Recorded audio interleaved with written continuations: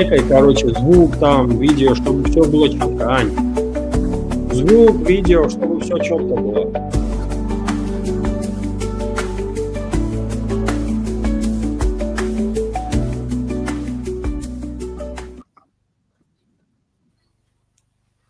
Hello everyone, and welcome back to traditional Sunday community chat, big community chat, and fundraising stream.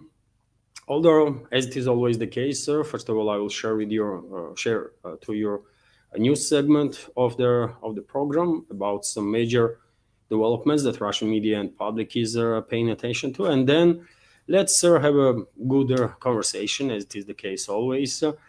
Let's summarize past week, what we find to be more important, what are less, and so on.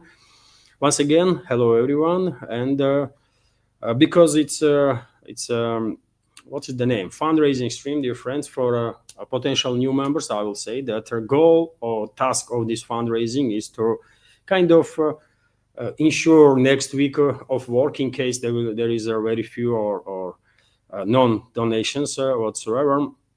I will have some funds to rely on to continue be focused full time on this program's goal usually is to reach $200. We only managed to do this twice, if I remember correctly, but nevertheless, things might change, isn't it? So if you want to participate in fundraising, you can donate through PayPal platform, Boosty platform. You can subscribe simultaneously to my pages on Patreon or Boosty. And during the live streams, you can use, that is now, you can use a super chat or round feature on Rumble and become a premium subscriber there. Of course, everything counts. And towards the end of the stream, I will share with you final information about this fundraising. That's being said, dear friends, I guess I can start the stream itself now. First, goes a news segment, and let's start basically. Let me make this window a little bigger. I think this will be better. And so, of course, I will start with, as always, I will start with the report about work of Russian air defense systems past night. Defense Ministry reported that air defense intercepted 32 drones that was launched by Kyiv regime to strike deep into Russian territory. 11 drones were intercepted over the Belgorod and Voronezh regions each. 5 drones over the Nizhny Novgorod region, 1 each over the Bryansk, Kursk, Tula, and Tambov regions, as well as over Mordovia region. And this is nighttime attempts of Kyiv regime and NATO to strike deep into Russian territory. But this morning, basically from 8 a.m. to 12 p.m., Russian air defense systems intercepted another 30 drones that was launched by Kyiv regime and NATO to strike deep into Russia. So on October 5th, from 8 a.m. to 12 p.m. Moscow time, air defense systems destroyed 30 Ukrainian fixed-wing unmanned aerial vehicles, 29 over the Belgorod region, and 1 drone was shot down over the territory of Republic of Crimea. Statement from Russian Defense Ministry said, and I guess right now, as I'm online, Russian air defense systems are intercepting potentially some more drones that was launched by Kyiv regime with the assistance of their Western backers. Same time, last night, Russian armed forces conducted quite a large-scale drone and missile strikes on military and logistical infrastructure of the Kyiv regime, including energy infrastructure. And according to reports from several sources, explosions were heard in Kharkov region, Sumy, Chernigov regions, Dnipropetrovsk region, Zaporozhye, Nikolaev, Odessa, Cherkasy, Lvov, Lutsk, Ivano-Frankovsk, a number of other directions. It was quite a large-scale Russian drone and missile strikes, and focus this time was on Western Ukraine. Some might argue most of the drones and missiles flew towards Western Ukraine, and some military experts are even suggesting that potentially last night's strike was a bigger strike on the Lvov direction, for example. And when it comes to Lvov, we have this report, for example, that as a result of last night's strikes on enemy military infrastructure, Sparrow Park complex was destroyed in Lvov. city, which is Western Ukraine, one of the largest transportational hubs in Western Ukraine. According to media reports, the industrial park was used as a logistics center for a strong and for storing and shipping different type of cargo, military cargo included. Social media footage shows direct heat that caused a massive fire throughout the entire perimeter of the warehouse. The facility is located near the Lvov International Airport, approximately 170 kilometers from Rzeszów, Poland, a key distribution point of Western military aid to terrorist regime in Kiev. And I can show you some videos, dear friends, of these strikes. Entire warehouse actually was caught on fire. So the video, and as you can see, this massive complex was basically completely destroyed, and hopefully a lot of Western military equipment and munition was destroyed too as a result of these strikes. Of course, details, nuances are not yet known, but strike was definitely successful and quite a large scale. Also, dear friends, as I said, Russian armed forces were conducting strikes on different directions. And for example, all morning, videos are circulating on internet from Chernigov, where something is also burning. There is a massive fire. I can show you some videos of that. So this is from Chernigov region, dear friends. It's based on this thick, dark smoke. One might argue that energy facility was probably hit, or maybe fuel is burning or something like that. Yet again, details are not yet known about effectiveness of these strikes, but some military experts are going as far as to claim that as a result of Russian retaliatory strikes on military and logistical infrastructure or energy infrastructure, Kyiv regime and is quite close basically to a serious level of blackouts all over the Kyiv-controlled territory, which could be true, of course. But to continue, dear friends, we have a statement of Russian Defense Ministry about last night's strikes. Let me give you some details on that. So Russian military forces launched a massive strike on Ukrainian defense industry facilities and the gas and energy infrastructure, the Ministry of Defense reported. And we have a quote from the statement of Defense Ministry. Tonight, massive strike was launched using long-range land, sea, and air-based precision weapons, including Kinzhal hypersonic air launch missiles, as well as the strike drones against Ukrainian military industrial complex enterprises and the gas and energy infrastructure facilities that supported their operations.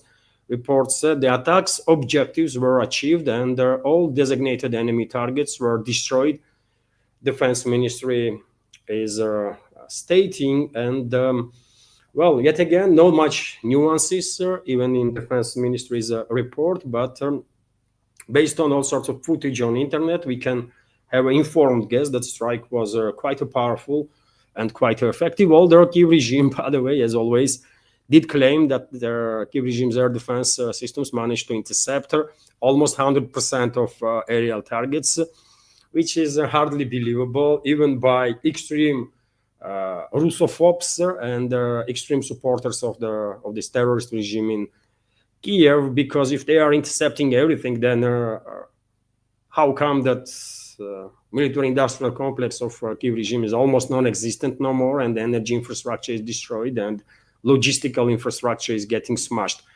So how come?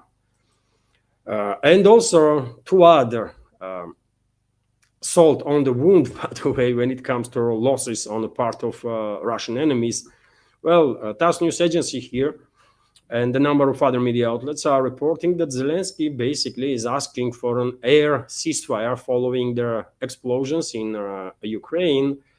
So following numerous explosions in Ukraine, Vladimir Zelensky abruptly changed his position and asked for a ceasefire in the strikes. Unilateral ceasefire in the skies is possible, he wrote on his Telegram channels. Zelensky did not clarify what he meant by unilateral ceasefire in the skies. However, the publication Strana Kiev regime's propaganda outlet, notes that his very announcement of an air truce represents a radical shift in position. The publication suggests that Zelensky's abrupt change in the position may be related to Ukraine's significant problems with air defense. Politicians, experts, and journalists have recently been actively discussing the hole in Ukraine's air defense systems. Ukrainian armed forces are experiencing a shortage of missiles for Western air defense systems, as Strana notes. This could have serious negative consequences for Ukraine ahead of the onset of a cold weather. And well, one might understand why Zelensky is asking for indirectly, we can say, but still asking kind of for air ceasefire or ceasefire on long-range strikes. But I don't think Moscow will agree on that. After all the damage that Russian energy infrastructure suffered from long-range strikes by NATO and NATO proxy regime, I don't think Moscow will give any break now to our enemies, and Russian long-range strikes will only increase in scale and number. This is my guess, dear friends, but I think I'm on, I think that's exactly how it's gonna be. We will find out probably, if not today, tomorrow. At least Peskov, spokesman of the Russian president, will be asked about this initiative of Zelensky on this long-range strike truce, and we will find out where Moscow's position is.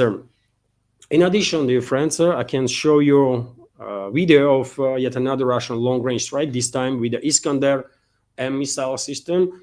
And according to reports, US-made HIMARS MLRS launch site was destroyed together with the weapon systems there, which is also, I will say, good news, good success, because unfortunately, HIMARS MLRS is a long-range weapon system.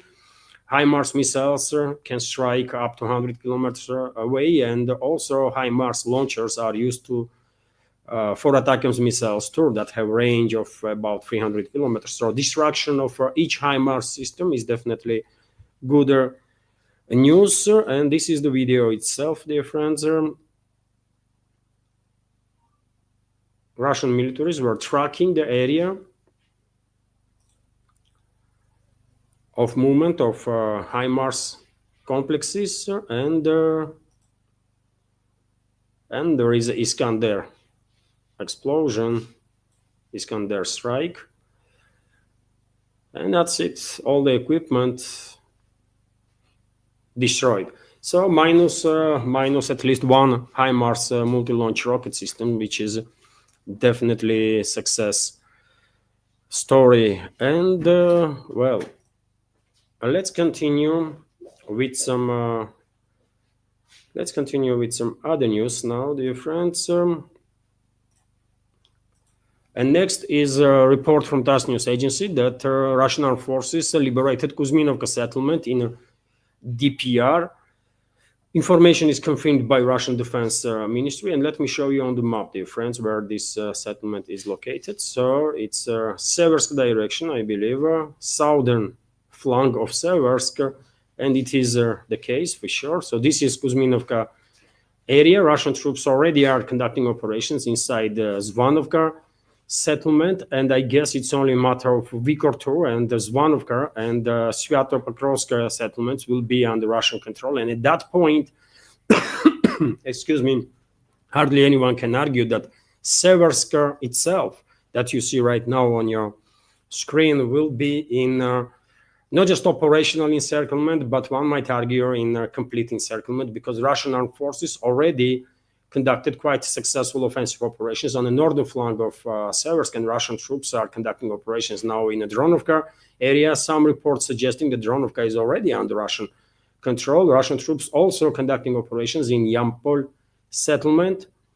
And if you take a look at the map, dear friends, these two settlements have strategical positioning right now in the zone of special military operation, because both villages are located in between Seversk and Liman, two big strongholds of the Kiev regime. And I guess at this point, hardly anyone has doubts that Seversk it is quite likely that servers will be liberated before end of this autumn, and potentially Liman also, and all the surrounding small villages and towns. That's been said, dear friends, we also have report that Russian armed forces have practically driven the Ukrainian forces out of Tunisian settlement in Krasnoarmeysk direction. Krasnoarmeysk is a Russian name for Pokrovsk, dear friends. Russian troops, of course, are continuing offensive operations in Pokrovsk, Mirnograd direction too. And let me show you this settlement of Tunishino, which is here, by the way. This relatively small village with there maybe dozen of buildings there, 2 dozen. Okay, and it's a southeastern flank of Pokrovsk city.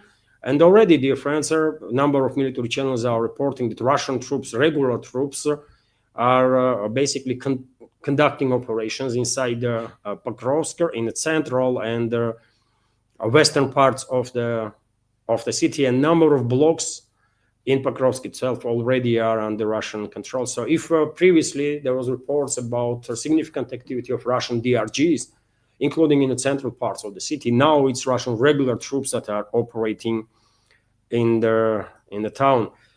And let's continue with some other news. Of course, many of you are paying attention to developments in Zaporozhye nuclear power plant nowadays, especially after outside power lines were cut, and cooling and all the other important systems in Zaporozhye nuclear power plant completely rely on diesel generators. And IAEA Director General Rafael Grossi called their 10-day external power outage at the Zaporozhye nuclear power plant serious situation for nuclear safety, which is basically, I mean, true. We don't have to be like nuclear scientists to understand that you're not going to mess around the cooling system around nuclear power plant in general, Zaporozhye or any other. And then you definitely don't want to see a situation when outside power source is cut and cooling systems and all the other crucial, vital elements of the power plant are relying solely on diesel generators. So it is a serious situation for sure. Russian president, by the way, during the recent speech of his and Q&A on Valdai Discussion Club, was asked about Zaporozhye nuclear power plant. He said the situation is serious, but in full control. But nevertheless, this situation, when nuclear power plant is shelled on regular basis by enemy, by NATO basically, a NATO proxy regime, is definitely not normal. And the Russian president, dear friends, on that Valdai Discussion Club stated that if this continues, if attacks on Zaporozhye nuclear power plant continues, then Moscow might mirror basically actions of the enemies. And he reminded everybody, that is Russian president, that there are a number of nuclear power plants on Kiev-controlled territory too. So this was the first time when Russian president or any high-ranking Russian official hinted on a possibility of retaliation for attacks on Zaporozhye or any other Russian nuclear power plant in kind, right? So London, globalists and globalist-controlled regimes all over the West, including in UK, should be more careful what they are ordering their proxies in Kiev, because only so many warnings Moscow might issue. At some point, warnings will be changed by actual steps, actual retaliatory strikes, and it's not going to be pretty, for sure. It's not going to be pretty, man. And globalists definitely are not ready for what is coming. So better they de-escalate. Anyways, at this point, dear friends, situation on the power plant, as I said, is under full control. But I have not seen yet reports that outside supply lines were restored. And the head of IAEA, as you can imagine, did not stated which side was to be blamed for this emergency situation on the power plant. He never ever, even though IAEA experts are on the territory of Zaporozhye nuclear power plant and they see themselves, right, that shells and all these weapons are flying from Kiev-controlled territory towards the ZMPP, they never ever demanded from Kiev regime to stop shelling the Zaporozhye nuclear power plant, which is a shame for sure. And that's why me personally are extremely critical about IAEA. And I think if this organization cannot be reformed, if Western secret services have that strong grip on this organization and all the others that formally are bodies of UN bodies, then maybe Russia should leave this organization completely, and many other countries will follow for sure. And let then US elites and Israeli elites and British elites play around IAEA as long as they like, when the rest of the world would not pay no more attention to this, right? Maybe that's exactly the direction that world gonna go. Also, dear friends, today Russian media outlets reported a snippet of interview of Pavel Zarubin, Russian journalist, with President Putin straight after his speech on One-Day Discussion Club. And in this snippet, Russian president was once again talking about risk of transfer of US-made Tomahawk long-range cruise missiles into a Kiev-controlled territory. Let me give you some details what Russian president said. So a possible US decision to supply Tomahawk missiles to Ukraine would undermine the positive trends in relations, Russian President Vladimir Putin stated in a comment to Vegetar journalist Pavel Zarubin. And we have quote here: a possible decision to supply Tomahawk to Kiev will lead to destruction of our Russian and US relations, or at least the emerging positive trends in these relations. So I am saying what I think, and how things will turn out depends not only on us. Russian president highlighted there, and yet again, unfortunately, we are now at a point in this proxy war that West is waging against Russia, and in this confrontation, West versus Russia, when I'm afraid literally nobody among Western elites are listening what either Russian president have to say or any other Russian high-ranking officials. And I'm afraid the reason for that is that until now, at least, despite some strong statements about possible retaliation, Moscow did not retaliate on military assets of NATO member states that are directly engaged in this war against Russia. Russia did not retaliate even when UK and US orchestrated strikes on Russian nuclear triads. So therefore, I mean, and what can be bigger than that, by the way, when your nuclear triad is attacked, right? And so therefore, I think globalists and neocons and their allies, regimes all over the West that they control, are probably absolutely sure that Russia is bluffing, Russian leadership is bluffing, and they will do nothing, no matter how far Western elites will go in this escalation. And this situation is tremendously dangerous. Probably vast majority of our community will agree with me, because if Western elites truly think, and they do, I believe, that they can act against Russia with impunity and escalate any way they want, then, this is very dangerous. This is very dangerous because they will come up with a scale of escalation that will leave no space for Moscow to further exercise restraint. Moscow will have to retaliate. And of course, I'm talking about next phase of escalation that seems absolutely inevitable, personally, to me, in my reading of the big picture. And when West will launch this next phase of escalation, and they are sort of ready to launch it at any time, I think Moscow will retaliate, and will retaliate with force and the scale that will be absolutely shocking for Western world. It's truly going to be shock and awe. And after that, even if some tit for tat exchange will happen of strikes, shortly after, globalists will de-escalate. Globalists will basically be forced to face the reality and acknowledge that they have lost this proxy war and they will capitulate. That's how this conflict gonna be resolved. Meanwhile, dear friends, Western elites still are emboldened, right? And they're acting crazy, not surprisingly, and they will continue to do so until Moscow will force them to act adequately. And so we have this report from Interfax that EU plans to add another 120 tankers to Russia's sanction lists. They already sanctioned, I don't know, another 100, 200 vessels that are directly or indirectly linked to Russia. Okay, 120 more. Who cares, man? These are unilateral sanctions of the West is absolutely illegal, by the way, and the rest of the world don't have to don't have to act on these decisions of Brussels or Washington or London, right? If EU countries want to do so, okay, but the rest of the world can completely ignore and will completely ignore this, I think,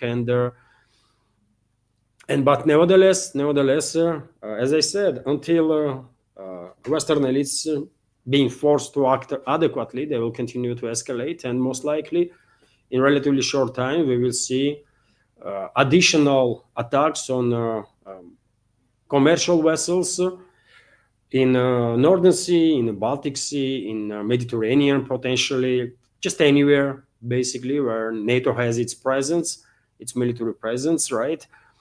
And they are getting ready for that. France already attacked one of their vessels in not far away from off coast of France, and vessel was detained for 2 days. Tanker, allegedly with Russian oil, was detained for 2 days. I reported about this situation, and I reported that Russian president called this piracy, and issued a warning that if West will continue in this kind, well, that will mean that some retaliatory measures will be taken, and we're going to see disruption of navigation, basically. This is my interpretation of the Putin statements.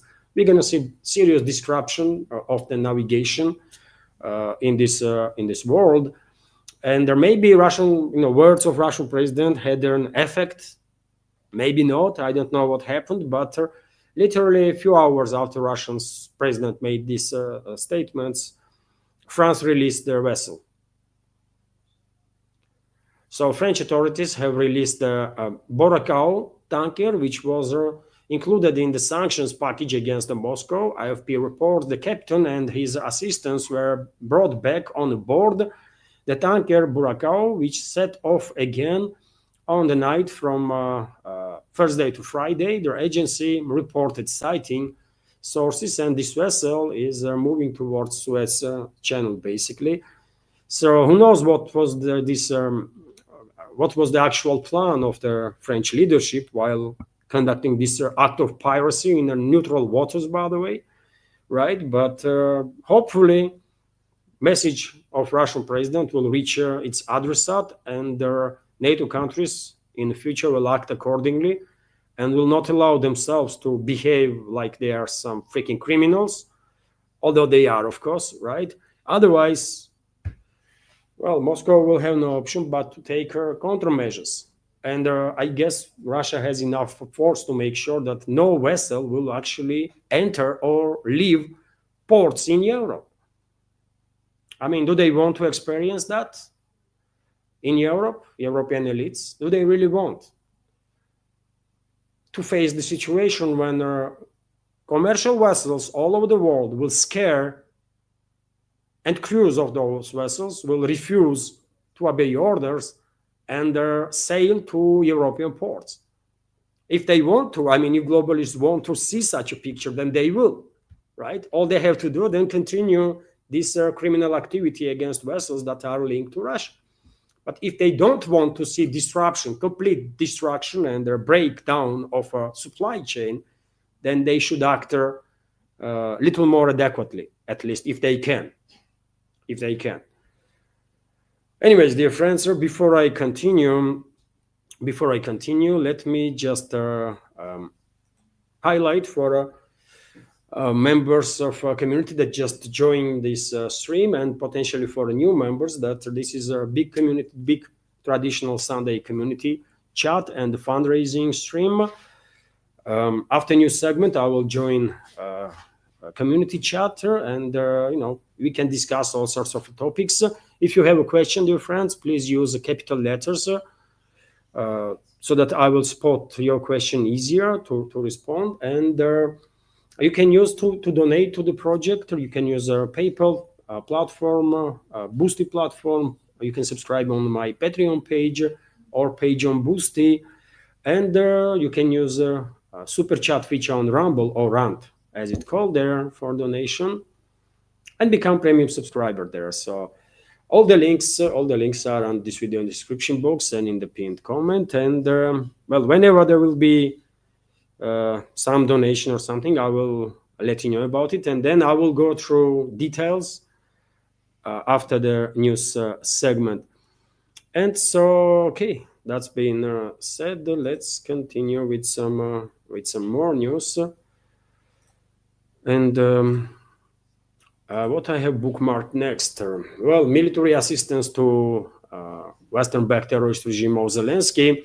Unfortunately, a number of big channels in Russian segment of internet, including Kirill Fyodorov, Vayna Istoria Оружия channel, reported that Greece might supply Ukraine with a key regime that does not represent people of this former Soviet Republic, Ukraine. So Greece might supply Kiev regime with a large caliber artillery and munition. So Greek media reports that the country may transfer to Ukraine 60 203 millimeter US-made M110A2 self-prepared howitzers and 150,000 rounds of munition for them, as well as 70 millimeter and 127 millimeter rockets. It is reported that the deal may be arranged through the Czech Republic, which will buy all this from Greece or provide an equivalent exchange. The total value of weapons is estimated at nearly 200 million euros. Of the 150,000 rounds of munition, their composition is as follows: 50,000 shells for M106 HE. This is high explosive shells, 40,000 M650 HERA rounds, high explosive rocket assisted rounds, 30,000 M404 ICM rounds, anti-personnel cluster munition, 30,000 M509A1 DPISM rounds, cumulative fragmentation cluster munitions. So very unfortunate news, dear friends, very unfortunate. Whenever I see reports about Greece being involved in this war against Russia, it breaks my heart, man. It's unfortunate. What can I say, man? Unfortunate. They are Orthodox Christians, man. How can they fight the fellow Orthodox brothers and sisters on behalf of NATO, man, on behalf of Western so-called elites that are occupying Greece itself too? I mean, what the hell, man? What the hell? This is just too bad, man. And same can be said about all the other Orthodox Christian nations, by the way, in Europe. How dare they are supporting this war against Russia that is waged by Western elites, man? What is wrong with these people, man? What is wrong with these people? Are they lost completely their roots? Maybe they did, man. I don't know. Of course, no weapon system, no amount of weapons and money that will be allocated for this proxy war against Russia will change the outcome of this conflict. Russia, I said many times, Russia already defeated Western collective West, by the way. Russia already defeated Western ruling class, right? It's only formalization is left. And soon, relatively soon, we will see that formalization too, when Western ruling elites will capitulate before Russia. But what about relationships that being destroyed between their countries, especially Orthodox Christian countries and Russia, man? What about that? This relationship is not going to be restored in a year or 2 or 10 years time, if ever. It's a tragedy, man. It's a tragedy of Orthodox Christianity that Western so-called elites did manage to provoke not just a civil war inside the Russian world, but unfortunately, Western so-called elites, this evil force that is Western elites, did manage to provoke civil war inside the Orthodox Christianity itself, which is a tragedy, of course. And on the matter of Western weapon supplies, also Kirill Fyodorov's channel, by the way, Vojna Istoria Оружия, which is one of the biggest channels on the Telegram, reported that Czech Republic might transfer a battalion of tanks to Kiev regime. So Czech Republic is repairing 30 of its T-72 M4 CZ tanks, and the chief of the general staff stated that they could transfer them to Kiev regime. Karel Žekar said that he recommends the government to transfer a bunch of these tanks to Kiev regime. Instead of T-72, he apparently hopes for their army to be replenished with the Leopards. We all know what kind of fate is waiting for whatever weapons are transferred to Kiev regime. Russian militaries will need no time to exterminate or destroy those weapons, of course. But nevertheless, it is unfortunate. By the way, I can say same about Czech Republics. I mean, majority in Czech Republics are Catholic Christians. By the way, they are not Orthodox, but they are Slavic people, right? So it's a war, civil war. Collective West, what they did, Western so-called elites, what they did is they provoke civil war inside the Russian world, civil war inside the Orthodox Christianity, and civil war inside the Slavic people. And I mean, this is such a tragedy, by the way, such a tragedy that this evil force that Western elites were allowed to achieve this, man. What people in Czech Republic are thinking? Are they proud that the weapons from Czech Republic is being sent to prolong this civil war inside the Russian world, so that more Russian people will die, more Slavic people included will die, by the way. Of course, Russians, meaning of Russians is it's much wider than a strongly ethnic group, but nevertheless, majority, of course, on both sides, Russia and the Kiev regime, majority is Slavic people. So do Czech society ever thinks about crimes that their government is committing while prolonging with their actions this war that kills their fellow Slavs? Or maybe Czech people want to forget about their roots and no longer consider themselves to be Slavs? Or what about Polish people? Don't they consider themselves to be Slavs no more? Or Bulgarian people? This is tragedy, man. This is tragedy. I don't know what Western elites did to the brains of those people, man, but they've been clearly zombified, man. They've clearly been zombified. Majority, seems like. And when it comes to Western escalation against Russia, by the way, also BBC come up with this quite a strange article that Russia targets UK military satellites on a weekly basis, allegedly. The head of the Royal Air Force Space Command, Major General Paul Tedman, stated that Russia regularly interferes with the British satellites. Really, I mean, if true, by the way, I have no issues with that. Hopefully, Russia will destroy all the British satellites, on all the US satellites, all the NATO satellites. I have no issue with that whatsoever. But I have issue with the trust to BBC and British so-called elites in general, right? In space, by the way, these satellites, they are very fragile, isn't it? Very fragile, and they can be destroyed with a single drop of metal, right?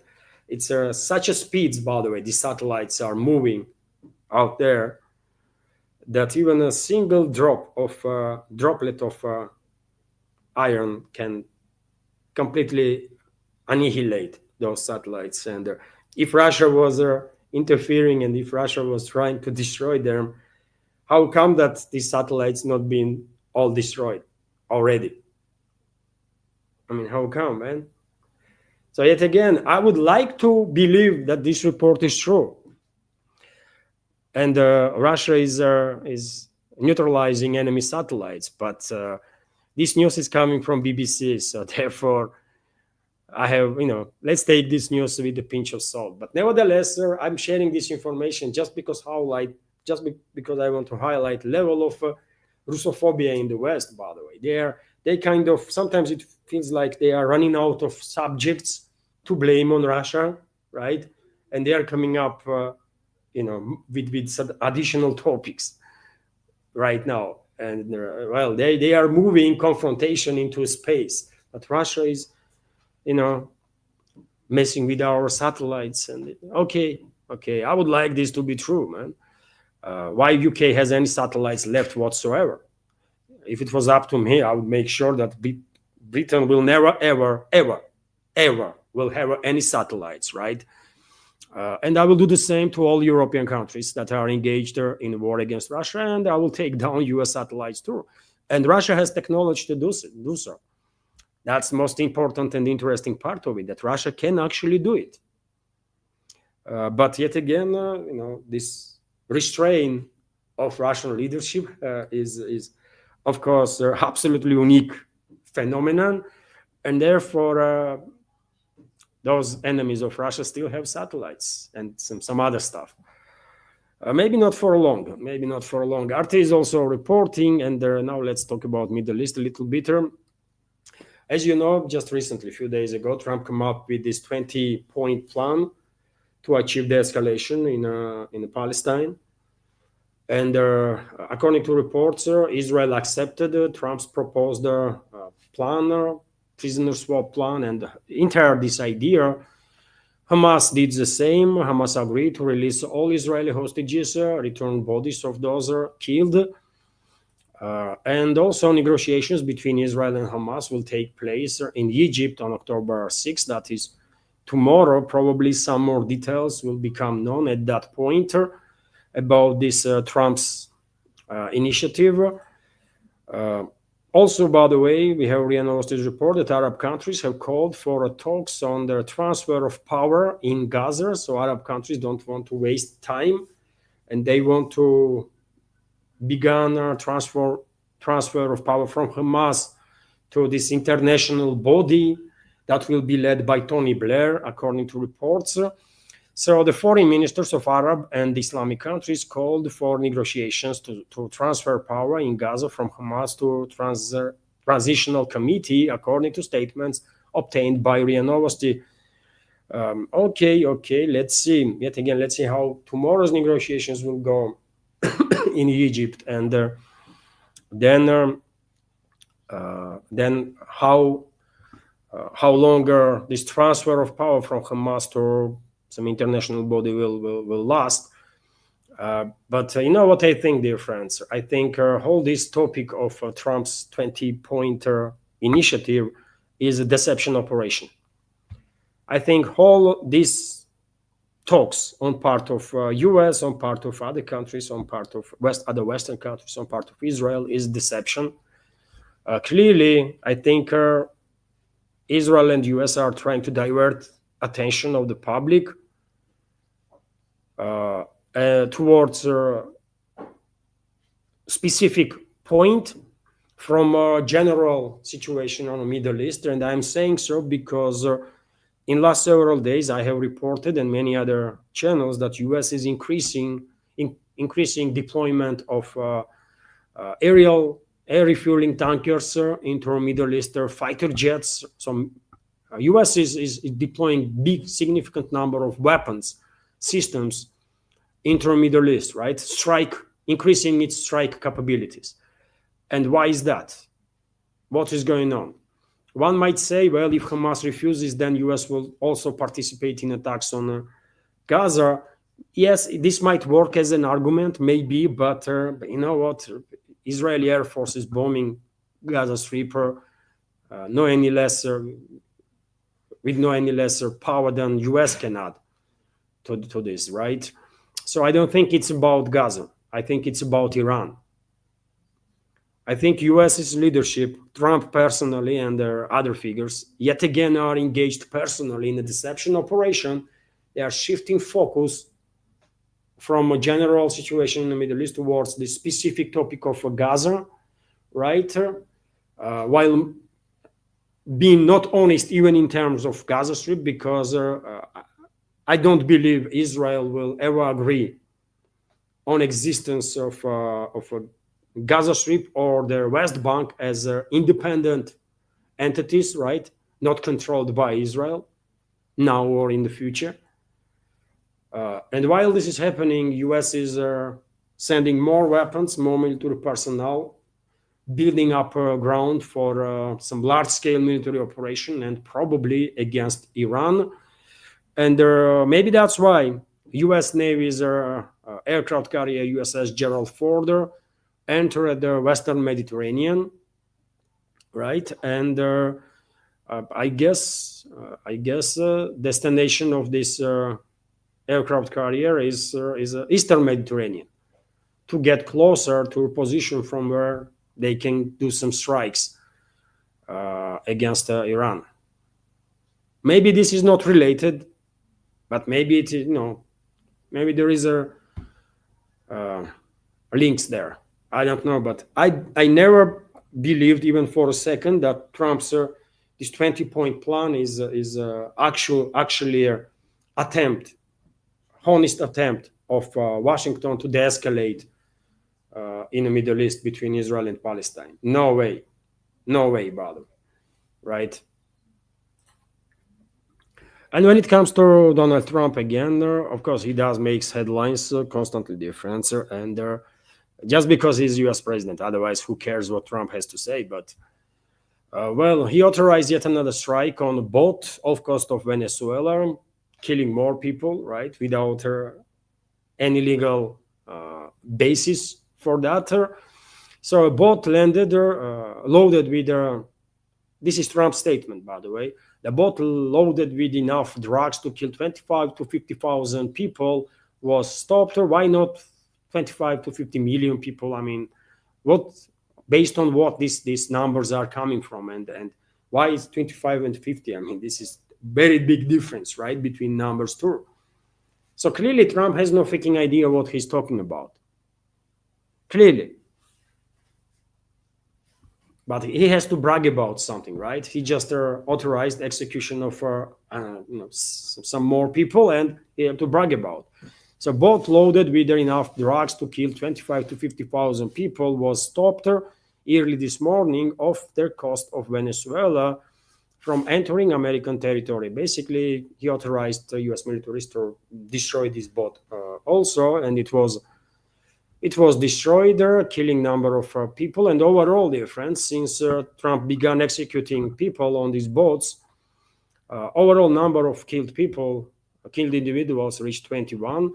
Washington Post reported that Trump administration has now reported a killing of total of 21 people in strikes on suspected drug vessels off the coast of Venezuela, including 4 on Friday. Questions remains about the legal justification and evidence underpinning their attacks. And well, there is no legal justification and there is no evidences. Otherwise, they will provide these evidences, right? They are just killing people, man. They are just killing people, and to create some legal justification. Number of media outlets already are reporting that Trump already initiated in U.S. House of comment, and I guess this will happen in Senate too on next stage. Bill to be passed or some legislative act that will justify Trump's action, and allegedly Trump is basically declaring a military operation, not a war, but military operation against drug cartels, whatever that means. Right? It's an interpretation of this document, if it will be, passed in House and the Senate, can be extremely wide, isn't it? Maybe that's the purpose of it, so that White House will use this whatever bill they're gonna pass as justification to conduct military operations, literally in any part of of the world, even, right? And killing people and saying that, well, this is our legit combatants because they were part of this drug cartel or that drug cartel, without providing any evidences, because yet again, if they had any, they would already shown us. But there is none, right? 21 people were killed, and I really have some doubts that those people, all of them, were related to drug cartel, especially first boat they destroyed. Remember, there was 11 or 13 people on the boat. And me and many other commentators were asking question, since when drug cartels are sending entire freaking delegations on the boats while transferring their drugs or something? This never happened, right? So maybe it was a boat of smugglers or something. Maybe they were planning to smuggle people into US, right? Maybe something else. Maybe people were just having a freaking party, man, and they've been blown up. And to nowadays, I have not seen any reports who those people were, man. Names, surnames, from which country. Nothing is known about these executed people, executed by US militaries.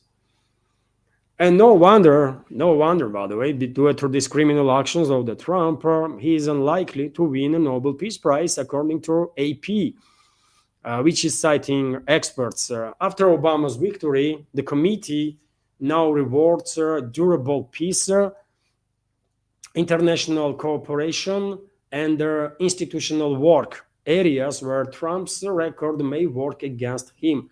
The winner will be announced this Friday. And definitely Trump not going to be among them, because he's anything but peacemaker, by the way, for sure. And as I already said, he's killing people and bragging about it with no legal justification, with no evidences that those people did anything wrong whatsoever, right? Nothing, without due process. So he is just a mass murderer at this point. Trump is a mass murderer. He already killed 21 people, by the way, right? He's a mass murderer. And I guess in Nobel Committee, at least some individuals there want to preserve whatever reputation is remains from the Nobel Prize, and they want to avoid yet another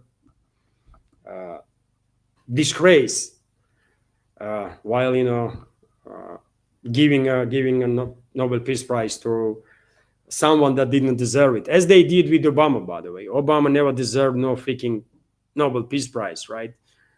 And he was giving it in advance, as if Obama was destined to become the greatest peacemaker in this world or something. While in reality, during the Obama, US was killing much more civilians than during the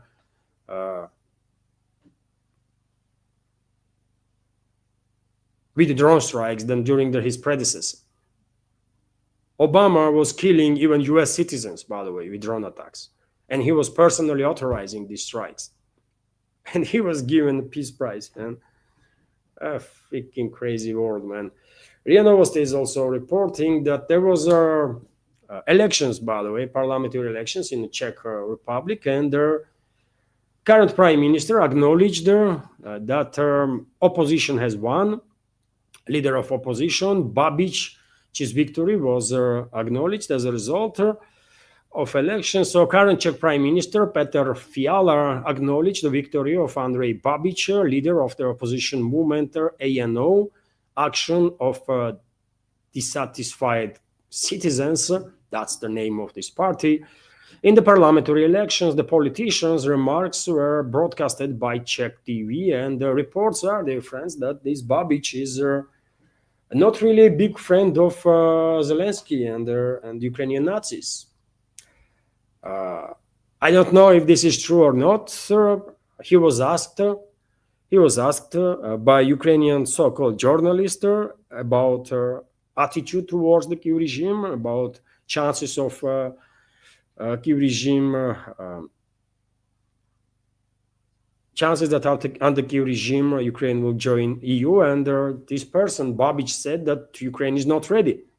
He said it openly, that Ukraine is not ready to join EU. So he's against it, seems like right now. And also reports are that this opposition that is going to become, I guess, ruling party in Czechia, in the Czech Republic now, is not really that keen to continue military aid to Kyiv regime. So some changes might happen in the policies of Prague. Let's see. Let's see, by the way. It is difficult to predict right now because you never know, man. This Babic might be called in Brussels. He will be lectured there by some influential people, and maybe that will be enough so that he will change his position. He will do U-turn, basically, but maybe not. We will see. So this is another report from RT that Ukraine is not ready for EU. Czech election winner stated, so Ukraine is currently not ready to become a EU member. Billionaire Andrej Babic has said after his right-wing ANO party won the Czech Republic's parliamentary elections. ANO got 34.51% of their ballots as a result of the vote on Friday and Saturday, beating their Spolu, which means together, group led by Czech Prime Minister Petr Fiala by 11.15%. Fiala has been a staunch supporter of Kiev in its conflict with Russia. Shortly after their preliminary results were announced on Saturday evening, Babic was asked by journalists from the Ukrainian outlet Susplain if he intends to support Kiev's accession to EU after becoming the Czech Prime Minister again. He held this position, by the way, between 2017 and 2021. And we have a quote from his statement, "But you are not prepared for the EU," he said. "We have to end the war first. Of course, we can cooperate with Ukraine, but you are not ready for the EU," he replied. So yet again, maybe policies of Prague will change, maybe not, we will find out. But when it comes to elections, by the way, there is another one in Georgia, not a parliamentary election, but local elections.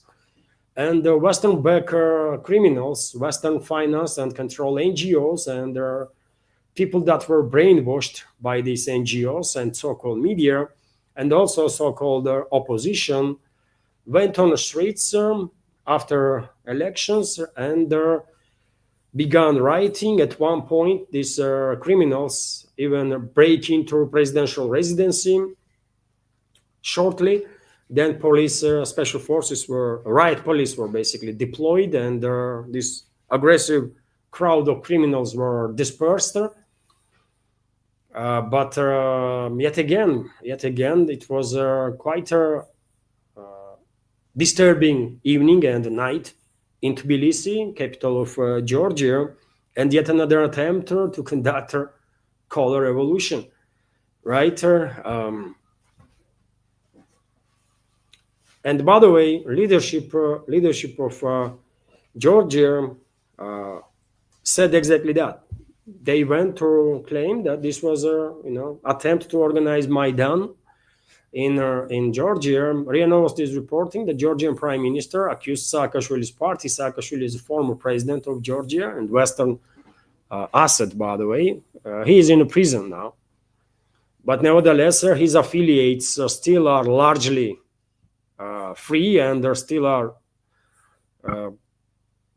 acting as assets of the West to destabilize country, to destabilize Georgia, orchestrate regime change, and then provoke a second front against Russia, provoke military conflict with Russia, and they sacrifice Georgia in this second front, as it was demanded, according to Georgian leadership, by Western high-ranking officials from Tbilisi, right?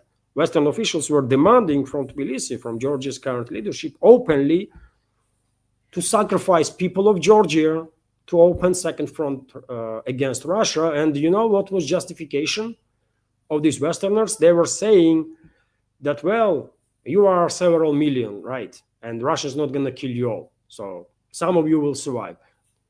I mean, these shocking statements was made by high-ranking Western officials, by the way, during the direct talks with the Georgian leadership. And on several occasions, Georgian politicians from the ruling party have stated that they have recordings, they have evidences of these conversations, and they can publish it if it will become necessary.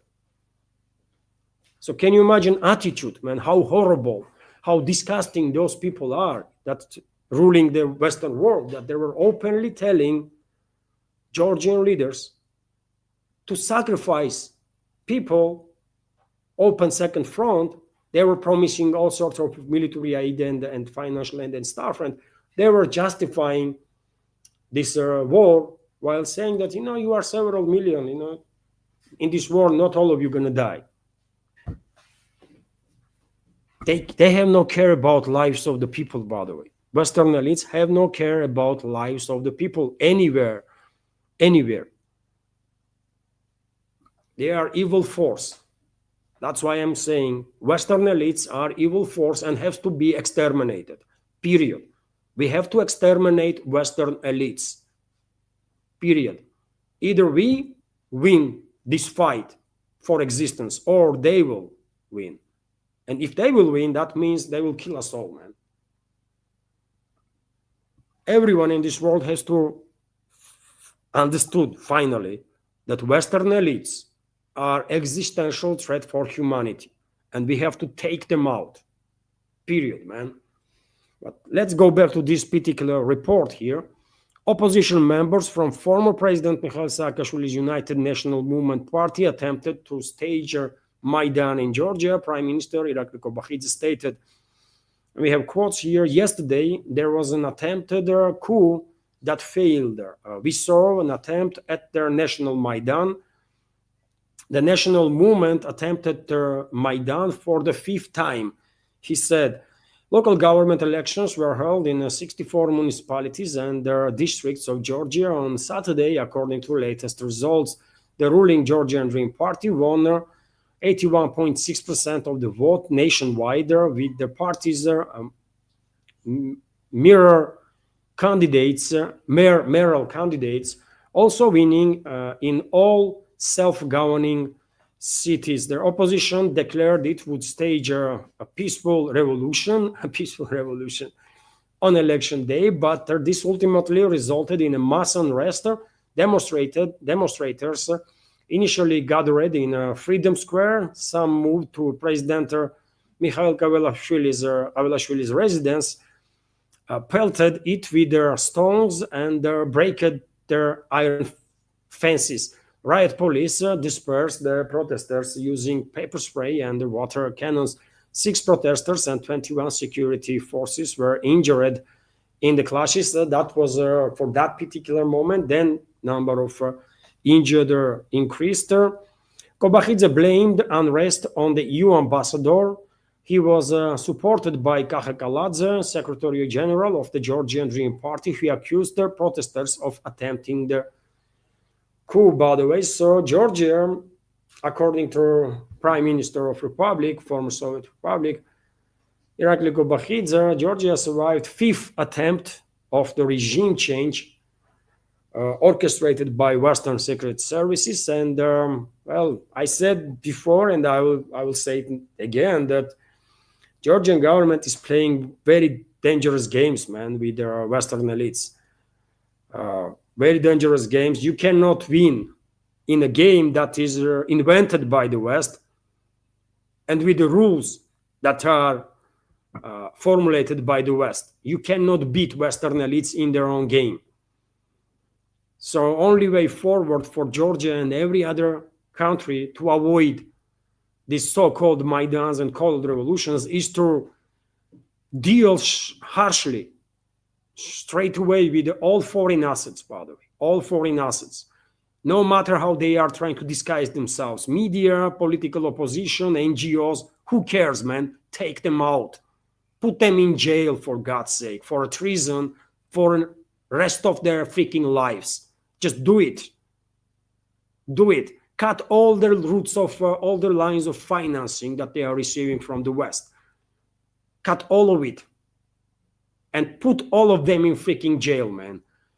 This is the only way you can protect society in your country and the country itself. You're not going to be able to defeat Western so-called elites in their own games, man. Right? You've been lucky 5 times. And I think all these 5 times were just repetitions, by the way. Just repetitions. Western elites did not yet launch their main part. And when they will, I'm afraid they might succeed in that. So I don't know what Georgian leadership is waiting for, man. Why they are messing around so much. Maybe because as long as this Western-controlled so-called opposition is designated as a main opposition, well, Georgian Dream Party don't really have to do much, right? Because, I mean, if choice during whatever elections, if choice is between Georgian Dream and these criminals, right, that are affiliated with Saakashvili and Saakashvili's regime, then, of course, Georgian Dream will win every freaking time. So maybe this mercantile interest is behind these dangerous games that Georgian Dream is engaged in. They just don't want to clear the field for true, capable opposition to emerge. And they are keeping these affiliates with Saakashvili out on the streets. It's at least this idea of mine seems logical. What do you think, dear friends? Otherwise, why don't you freaking jail all of them, man? You know they are foreign assets, right? And by the way, I listened this morning audio when 2 of organizers of these riots were talking with each other. One, Bachu Akhalayev, was a former defense minister during the Saakashvili, and he was also in some secret service or something. And another is a former opera singer, and now this Western-controlled politician in Georgia, Pat Burchuladze. And in that conversation, these criminals, by the way, were openly talking about killing of people on both sides, policemen and protesters, to blow up the situation in the whole country. And does it remind you something or anything when fire is open towards protesters and also police officers? Does it remind you Kiev in 2014 when snipers that were operating under the umbrella of Western secret services opened fire on the police officers and also on the protesters, killing more than 100. And after that mass death of the people, then mass killing of the people, basically, then was used as a justification for a final push for the coup d'etat. And so these 2 criminals, Bachu Akhalayev and Pat Burchuladze, was discussing in that conversation that was published on Imedi TV in Georgia, I guess. They were openly discussing about death of the people and all sorts of provocations. So there is a lot of evidences, by the way, to lock them up. You know, everybody that is an asset of their foreign forces, you know, foreign centers of influence. And it's not being done yet, man, which is crazy. And yet again, you tell me why this is not done. And the only logical explanation I can come up with is that Georgian Dream is basically as long as they are maintaining this Western-controlled so-called opposition alive and active on the streets, well, they know that they're going to win every elections because people will always choose them against their affiliates with Saakashvili's regime. And this is extremely, extremely, extremely dangerous games, man. And Tbilisi have to stop these games. They were lucky 5 times, as Kobakhidze himself is saying. Next time may not be that lucky for people, first of all, of Georgia and the Republic itself. So they have to act more seriously, I think, Georgian leadership. So, and as I already said, dear friends, Georgian Prime Minister blamed the EU ambassador for the unrest in Tbilisi, and not just the ambassador of EU, but many Western officials, by the way, are publicly supporting these rioters and these criminals, publicly, right? As I said, there is a tremendous volume of evidences, even in an open field, from open sources, that all these criminal groups are run, financed, controlled, and are directed by Western secret services and Western forces, right? And what about all the classified information that we don't know, but Georgia's secret services do know? But still action is not being taken. And every now and then, entire country is fate is holding under their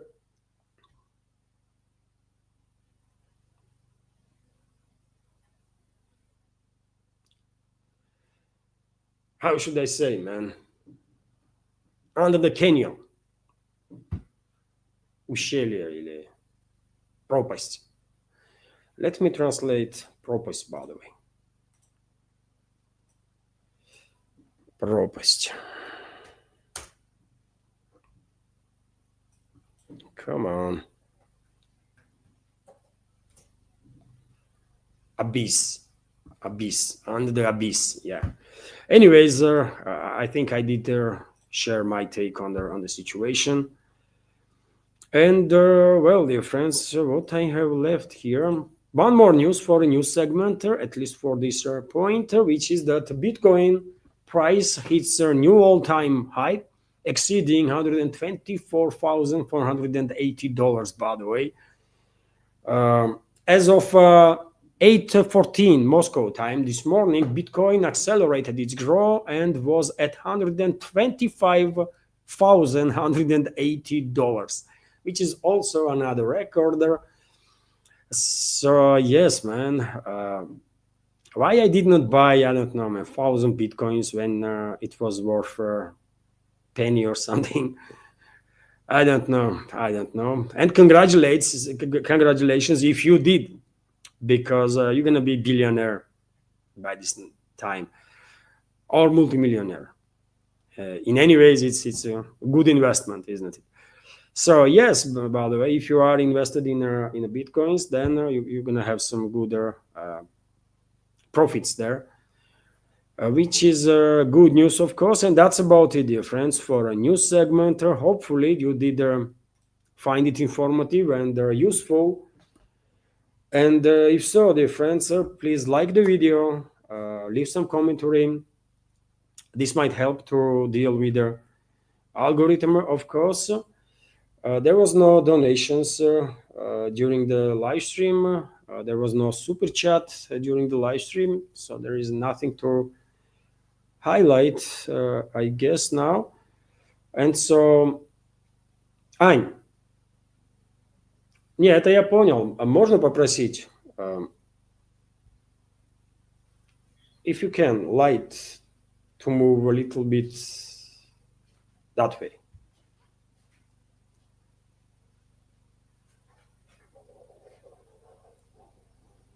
Okay, I guess it's better now. And unfortunately,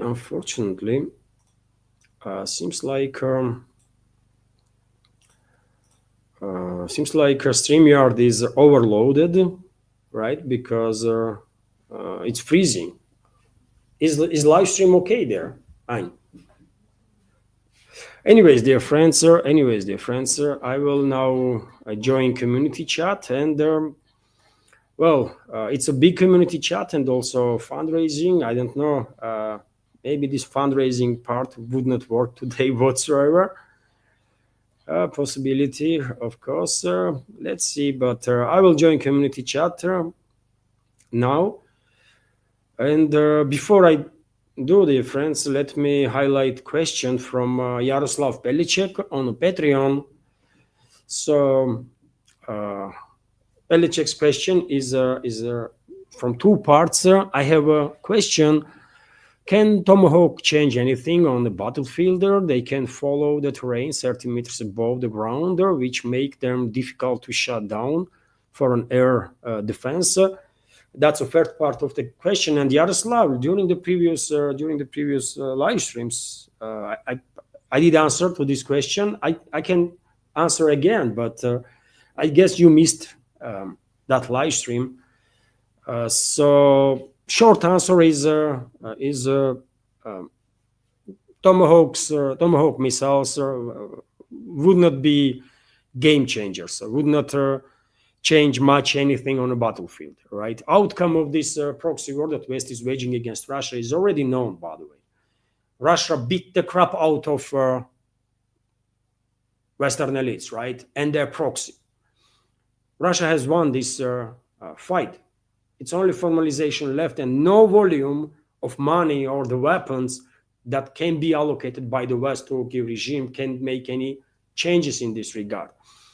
That's been said, is Tomahawk missile a dangerous weapon system? Of course it is.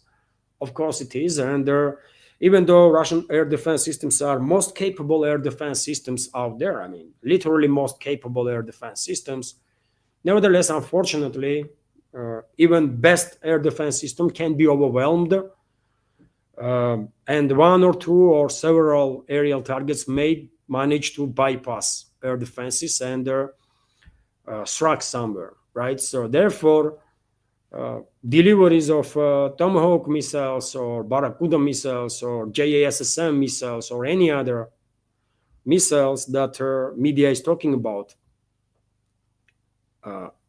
is of course dangerous, right? No one is denying that, but they're not going to be no game changers. Nothing can change the outcome of this conflict that Western is waging against Russia. Period. By the way, there is nothing to argue there, right? When it comes to technical capabilities of Tomahawk, well, as I said, it's a capable missile system, but you should keep in mind that Russian air defense systems are integrated air defense systems. It's a layered air defenses, right? You should take in account landscape of the European part of Russia, including parts of Russia that temporarily are occupied by this NATO proxy regime. It's mainly, by the way, it's steppe. With very few exceptions, it's a steppe area, right? There is not that many hills and mountains to guide these missiles through, right? With the exception of course, northern Caucasus part. Krasnodar Krai, part of it, that is a northern Caucasus region also. And with that exception, there is very few hills or mountains. So this capability of Tomahawk to fly low, not going to be much of a issue because yet again they cannot hide behind anything really, right? And yet again, Russia has this layered air defenses from S-400 and S-500 to which is a long range detection and interception, right? That's a long range, first line. Then second line comes, which is, let's say, Booker air defense systems, right? And similar type of air defense systems. And then there is a short range air defense systems, Tor, for example, right? And then there is a point defense system, like Panzer. So there is a 3-4 layers of air defense, and for Tomahawk or any other weapon, cruise missile that US or other NATO countries can provide the regime, for them to, bypass all these layers of air defenses, it's and the chances for that are very slim, right? Very little. Although, as I already said, even best air defense systems can be overwhelmed. And unfortunately, if simultaneously with their, let's say, Tomahawk missiles, if US will actually deliver these weapons and begin using it against Russia, if NATO and their proxy regime will launch, let's say, 200 drones in a direction, in one particular direction, and then some 20 Tomahawk missiles too in very same direction, of course, these 200 drones and then this, let's say, couple of dozens of Tomahawks might overwhelm air defenses, right? Maybe not, but maybe they will manage to overwhelm air defenses, and one or two Tomahawk missiles might actually bypass and hit somewhere. But it's not gonna change on the battlefield much, isn't it? So it is a dangerous weapon system, but definitely not a game changer. No matter, as I said, man, no matter what volume of weapons and money gonna be sent to or allocated for this proxy war against Russia, West will not win this fight. They already lost it. Also, another part, second part of their question from Yaroslav. Plusser is known that Grippens will booster a fool. I was worried about that because they can be hidden more easy than F-16s. They can land on motorways and can operate in a partisan maneuver. They are not so much dependent on airfields. Su-35s are better, but is there enough of them? At this point, Yaroslav, there is only rumors that Sweden will transfer Gripen planes to Kiev regime. Yet again, it's Swedish pilots that are gonna pilot these Gripens, right? They might be disguised as Ukrainians, but it's gonna be Swedish pilots if Gripens arrived. And Gripens are capable planes, no doubts about that, as F-16s are, for that matter, or Mirage 2000s, by the way, in the hands of professional pilots. All these Western planes that formerly Kiev regime already received, or NATO is using against Russia. Let's say this way. This is more accurate statement that it's NATO that uses these planes against Russia. F-16s and Mirage 2000s are very much capable in hands of professional pilots, right?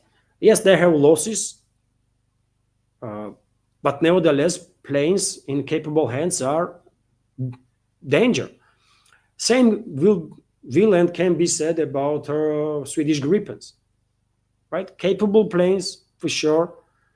How can I comment, by the way? Russian air defense systems and Russian fighter pilots will take care of it. That's it, man. One way or another, but Russian missile forces, Russian air defense systems, and Russian fighter pilots will take care of enemy air force anyways, right? Anyways.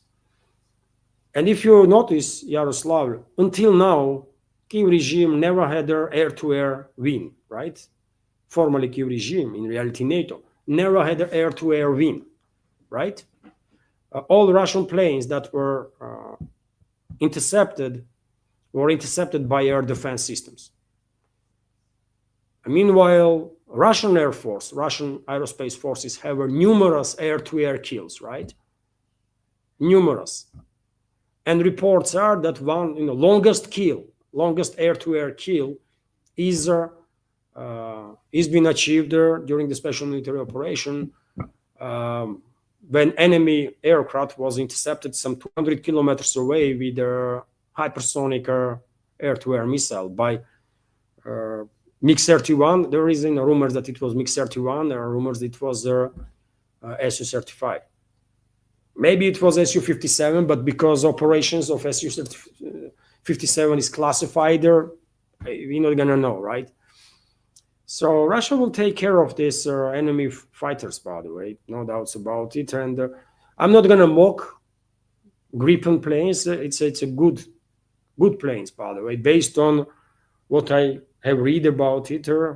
It's very capable planes, especially in hands of capable pilot. But Russian specialists will deal with it, will neutralize the threat.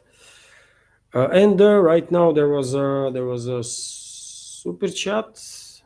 Yes, there was a not a super chat, but Viper gifted 5 subscriptions, by the way, to members of our community. Thank you very much, Viper. Each subscription is on Rumble, dear friends. This is happening. Each subscription is $5 a month. So this is $25 donation from Viper, and thank you very much for this support. Let me highlight, dear friends, just a sec. And there was also donation from Dead Reckoning, but first let's highlight these gifts from Viper. So thank you very much, Viper, for great assistance and generous support and their attention. So 5 members of our community on Rumble received their premium subscriptions as a gift from Viper.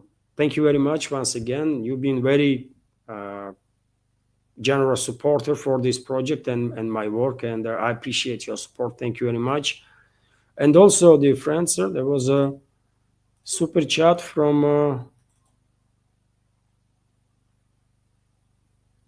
let me highlight now. Super chat from Dead Reckoning. Thank you very much, Dead Reckoning, for $5 donation. And a comment from Dead Reckoning is, it will be a very cold winter for Ukraine. Europe will get flooded again. How is Russia doing with their strikes? Well, you are on point, Dead Reckoning. Clearly, Russian armed forces are quite focused, especially lately, on energy infrastructure of the Kyiv regime, also on railway networks, also on logistical infrastructure in general. And results already are showing, and in many areas in Kyiv control territory, blackouts are a normal event now. And as time goes by, if Russia continues these relentless strikes on military and logistical infrastructure of the enemy, including on energy infrastructure, then I guess most of the Kyiv control territory will be in blackout soon. And of course, that will cause waves and waves of migration from a Kyiv regime towards the Europe and the European countries. Poland, first of all, and potentially others, should get ready for this tsunami of the refugees from Kyiv control territory. Millions of people might actually move because, yet again, I mean, energy infrastructure is a legit target, by the way, for Russian armed forces. Energy infrastructure is used to manufacture and repair weapon systems and weapons, right?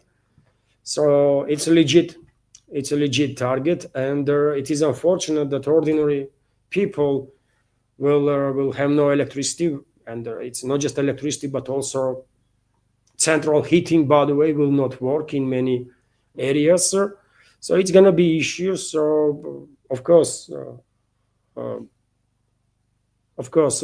people on the Kyiv control territory will, in hundreds of thousands, potentially in millions, will try to move to Poland and elsewhere in Europe and ask for shelter.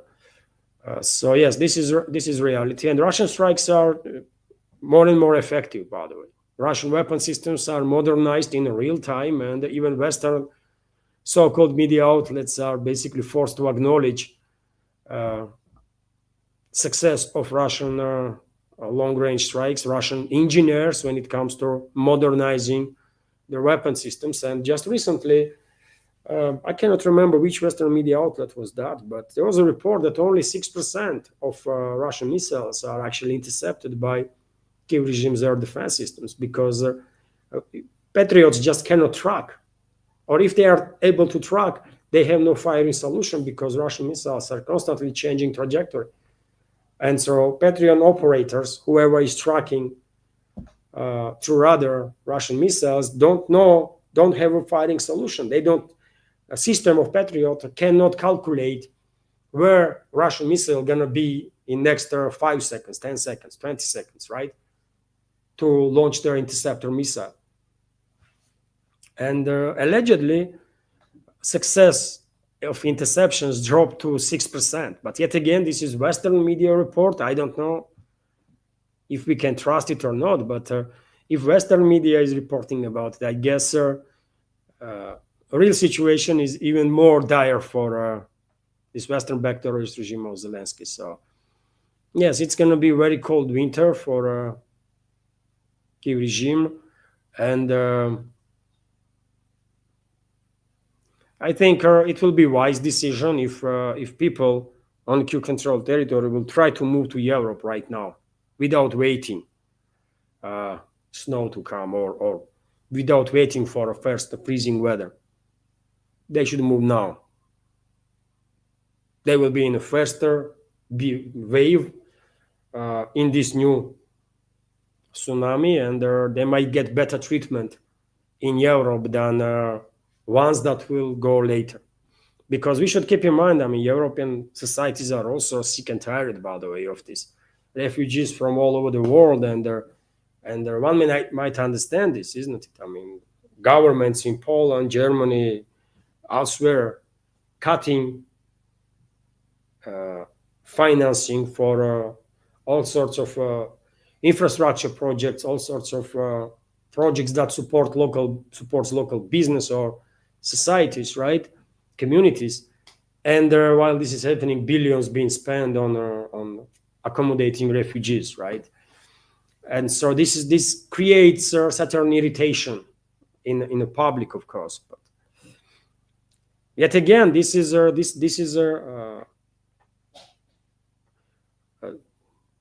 why these refugees are moving to Europe, right? It's European countries, isn't it?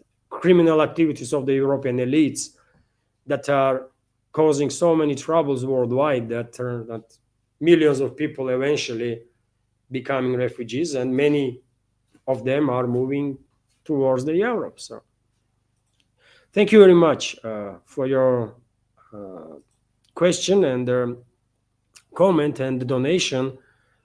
And dear friends, let's continue.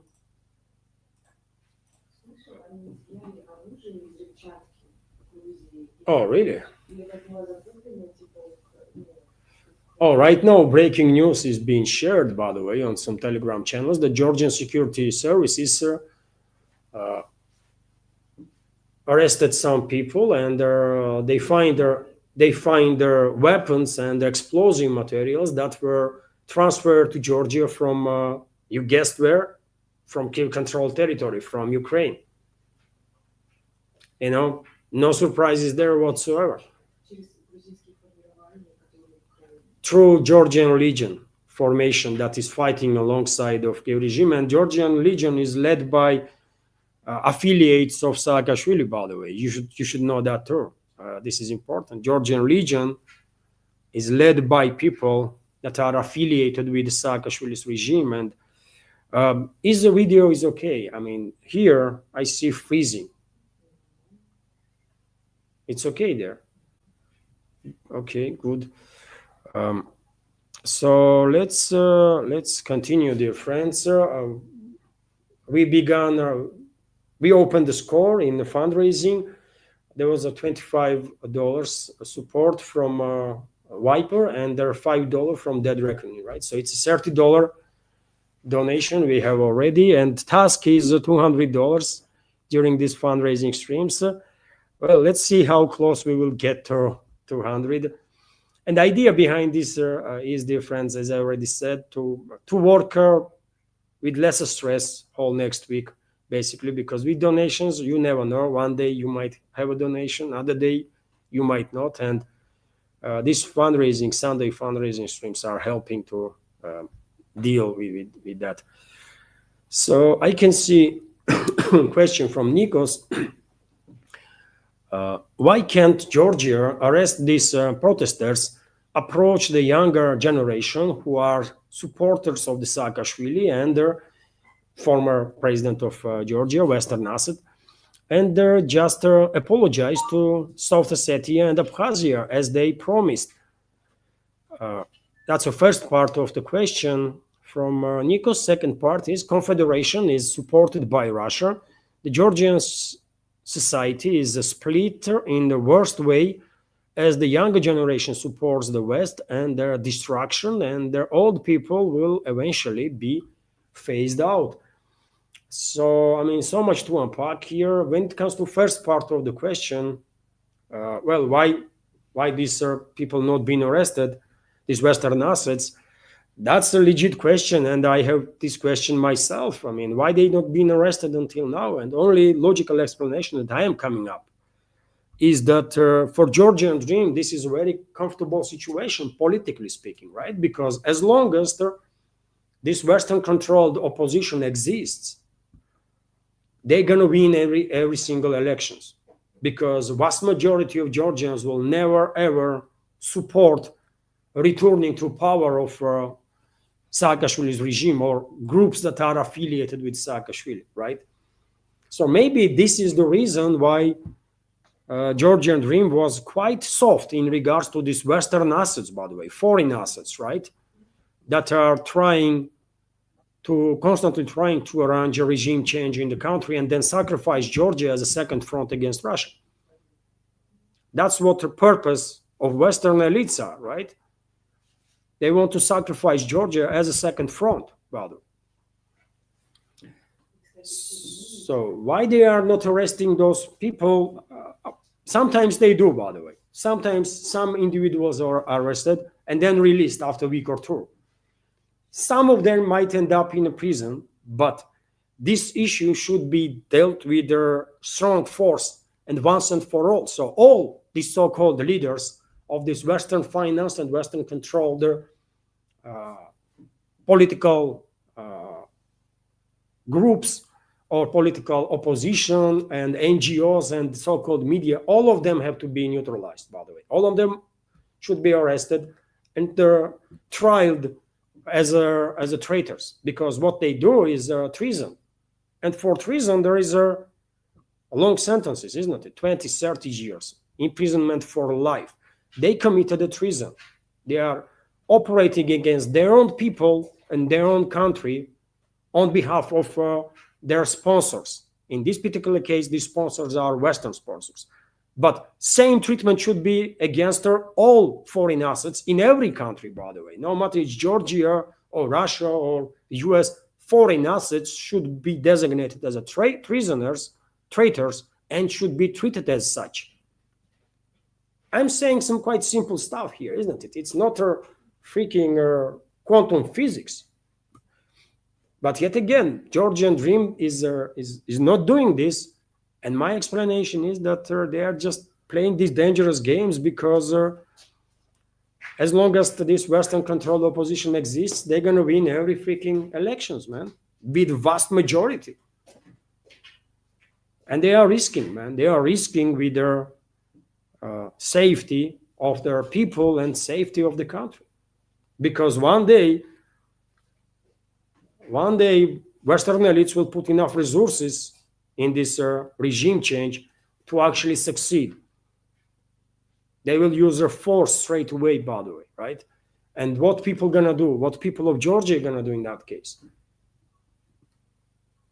If coup d'etat is done with their military force being deployed straight away, you're not gonna be able to fight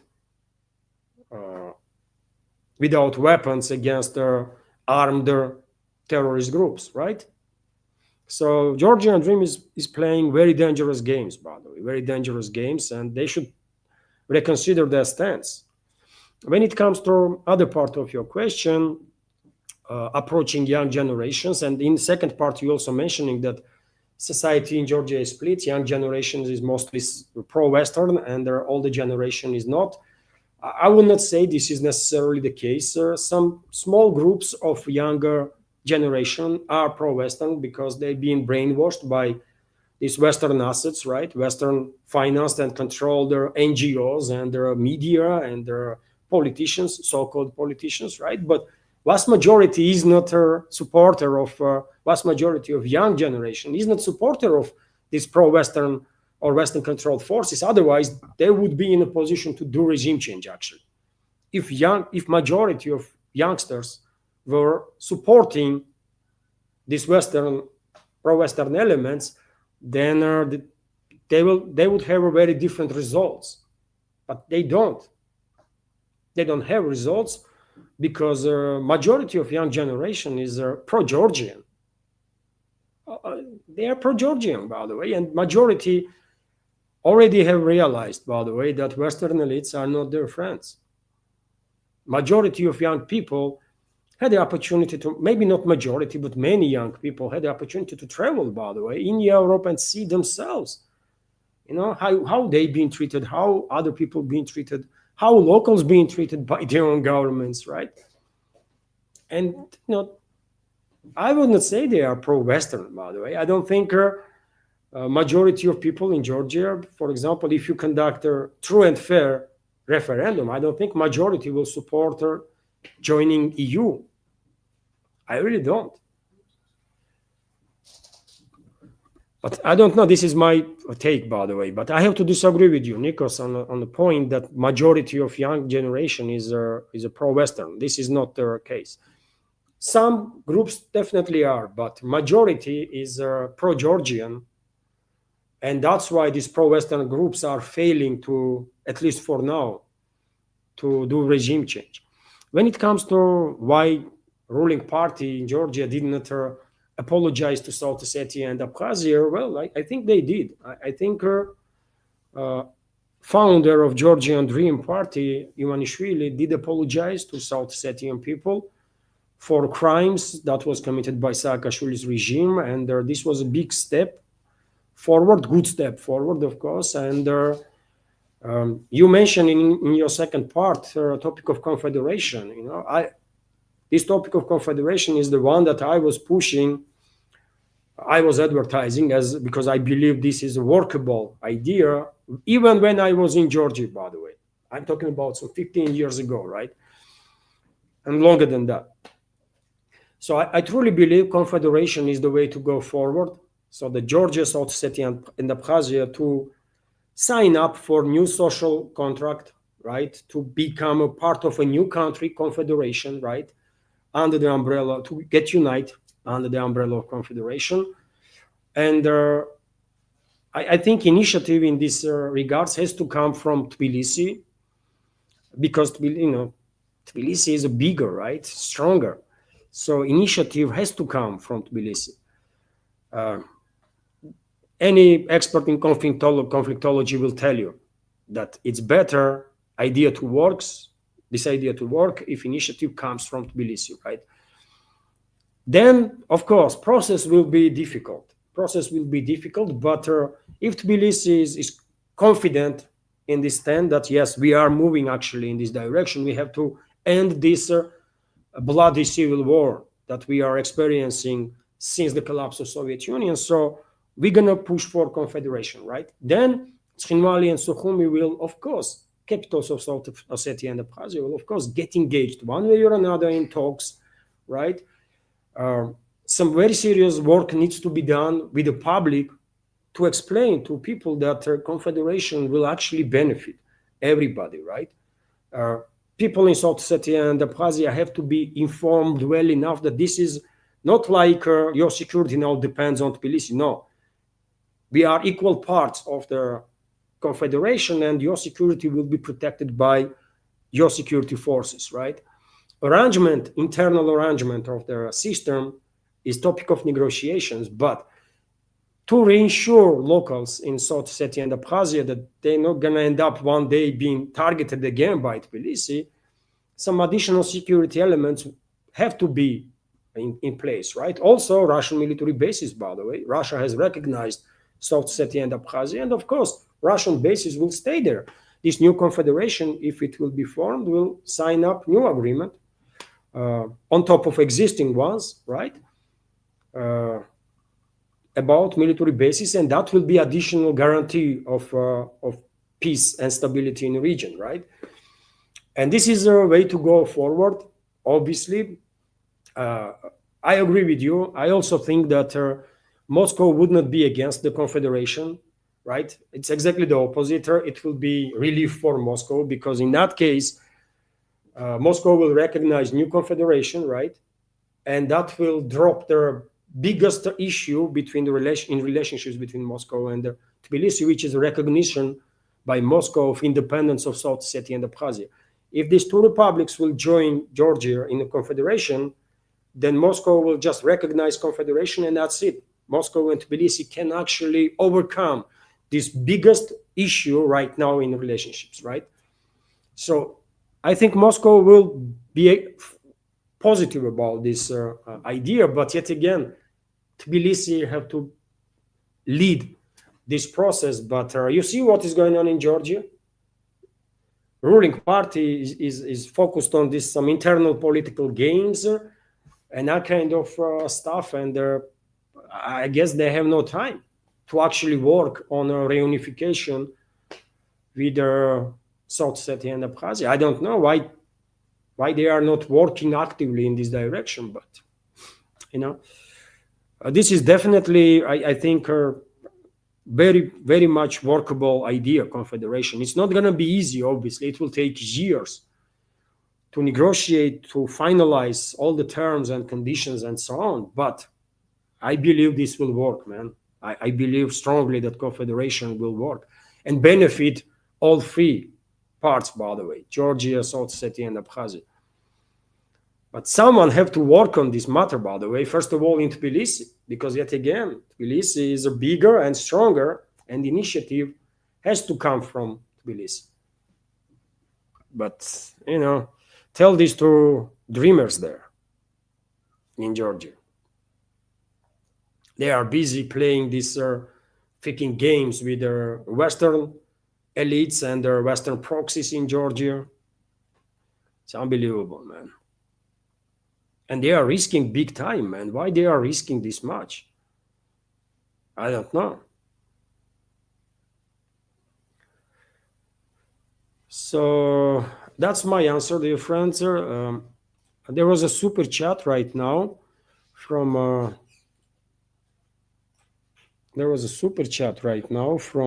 Banzo. Let me highlight, dear friends. Banzo Beans is, of course, our moderator on Rumble, and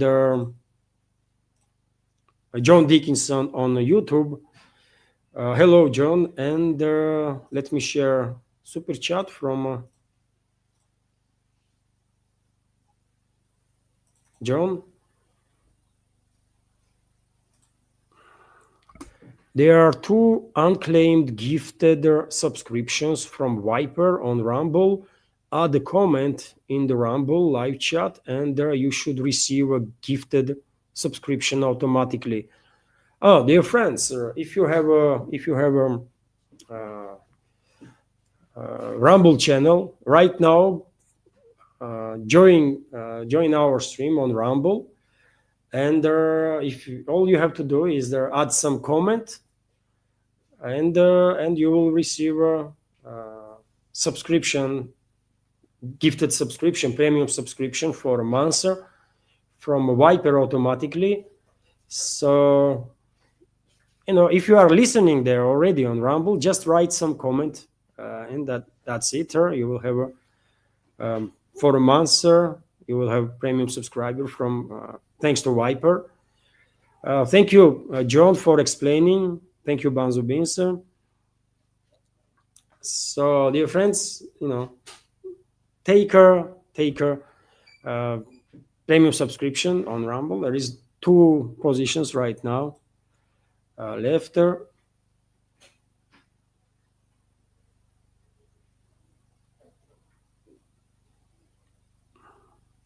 Interesting comment from and John, thank you very much for dollar donation.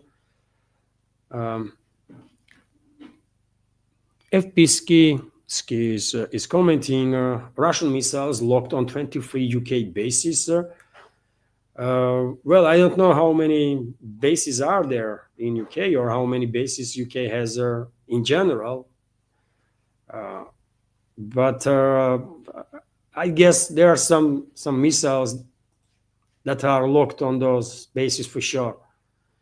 And who knows when the Western elites will launch this next phase of escalation that I have spoke about quite a number of times. Those missiles might actually be launched too, Russian missiles, in retaliation.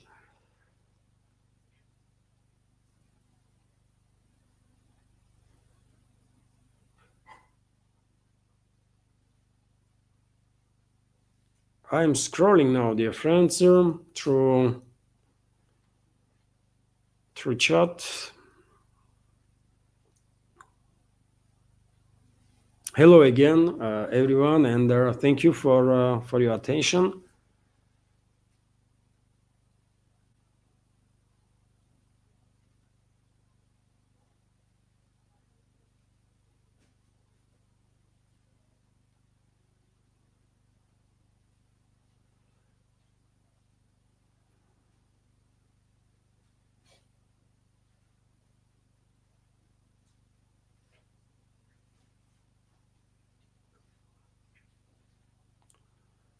I see a question from Bhagavad Gita. If Russia were to respond in kind to their destruction of their Zaporozhye plant, would that risk releasing radioactive smoke whose direction Russia itself could not control or predict? Yes, it's going to be a risk, of course, but I don't think Russia will actually strike nuclear facilities on Q-controlled territory. I guess Russian president was saying that don't behave recklessly. That was a message of Russian president to the Western elites, not to behave recklessly, because if it, if no rules are in place, then if you're not gonna obey by any norms, and if you're gonna continue targeting nuclear power plant, then we might don't have an option at one point to do the same. And maybe Russian president said it about nuclear power plants in Kiev-controlled territory, but who tell you that Russian missiles, or maybe not Russian missiles, but missiles from somewhere, not gonna hit nuclear power plant in UK? I mean, shit happens. Sorry for my language, but things happen. Russian president mentioned their nuclear facilities on Kiev-controlled territory, but things happened, man.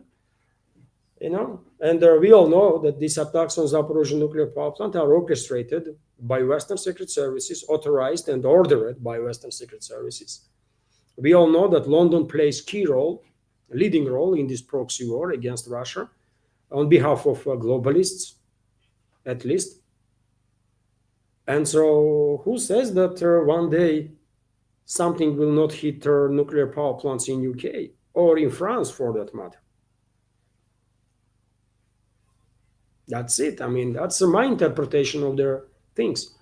You play dirty and you will get response. That was the message, I think, right? But hopefully it will not come to it. But yet again, you cannot allow globalists to act irresponsibly with total impunity. You just cannot. And Russian president himself stated in his speech that we cannot allow ourselves weakness because we are dealing with hostiles that only understand language of force. That's my interpretation of Putin's statements, right? And he's correct, absolutely. He's correct, and I think it is long overdue to put Western elites in check, man. Long overdue. But you are on point, of course, dear friend. Nuclear facility should be absolutely immune for any sort of attacks because it's just too dangerous, and you cannot control the weather. which way wind will blow those radioactive particles, right? You just don't know. Today it might blow in the western side, then in the northern side, then southern side, eastern. You don't know. It's a wind, and trace of aftermath of disaster on Chernobyl nuclear power plant was detected in Norway, by the way, and as far west from Chernobyl as UK goes, right? Even in UK, in some parts of Scotland, I believe, in some parts of Welsh, still to nowadays, there are certain areas that are prohibited for agriculture and stuff like that. So it's extremely dangerous, for sure.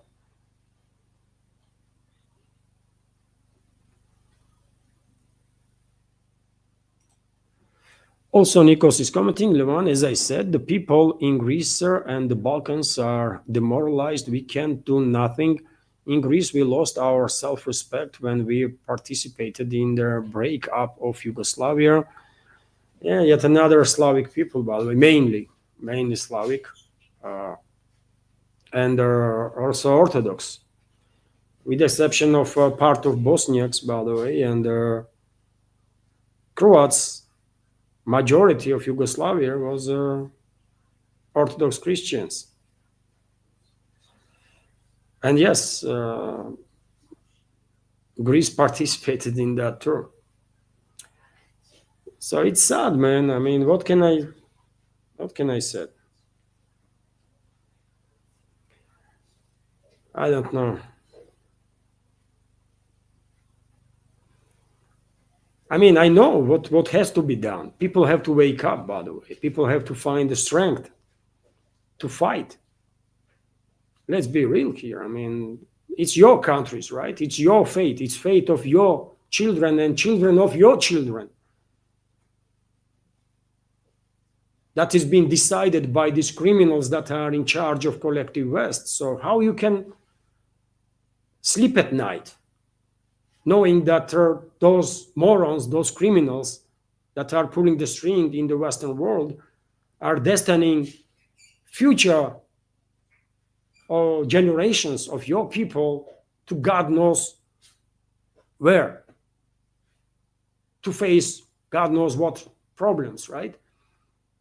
So people have to wake up and fight if necessary. And it is necessary, by the way. It is necessary. You have to reclaim your own countries, man. It's your countries. I mean, what can I say? In Greece, it's a Greek people's job, man, to reclaim their own country. In Germany, it's German people's job. In UK, it's British people have to deal with this criminal regime, and in France, it's French people have to do the job. This is your countries, man. Fight for your countries and for your freedom and for your future and future of your kids and their kids. You know, it's not easy, but it's. I mean, you are a young generation, Nikos, and you done no wrong, right? Greece to be in this position, for example, but all the generations in Greece, they definitely did something wrong, isn't it? They definitely did something wrong, so that country end up in this situation when 26-year-old young man is saying that society is demoralized. I mean, that is demoralizing, truly.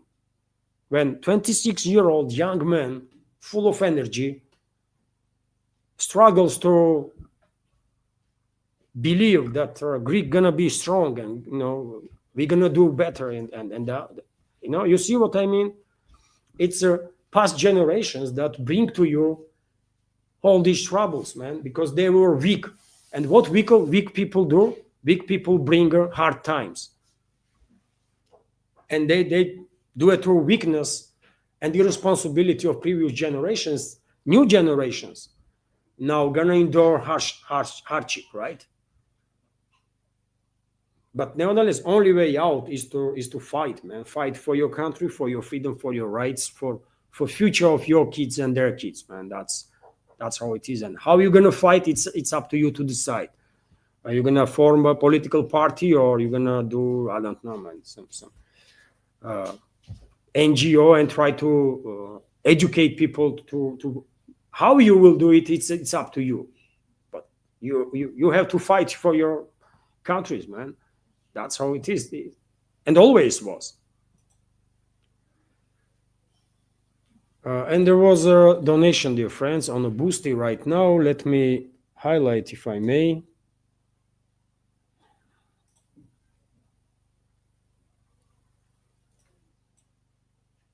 So let me highlight this.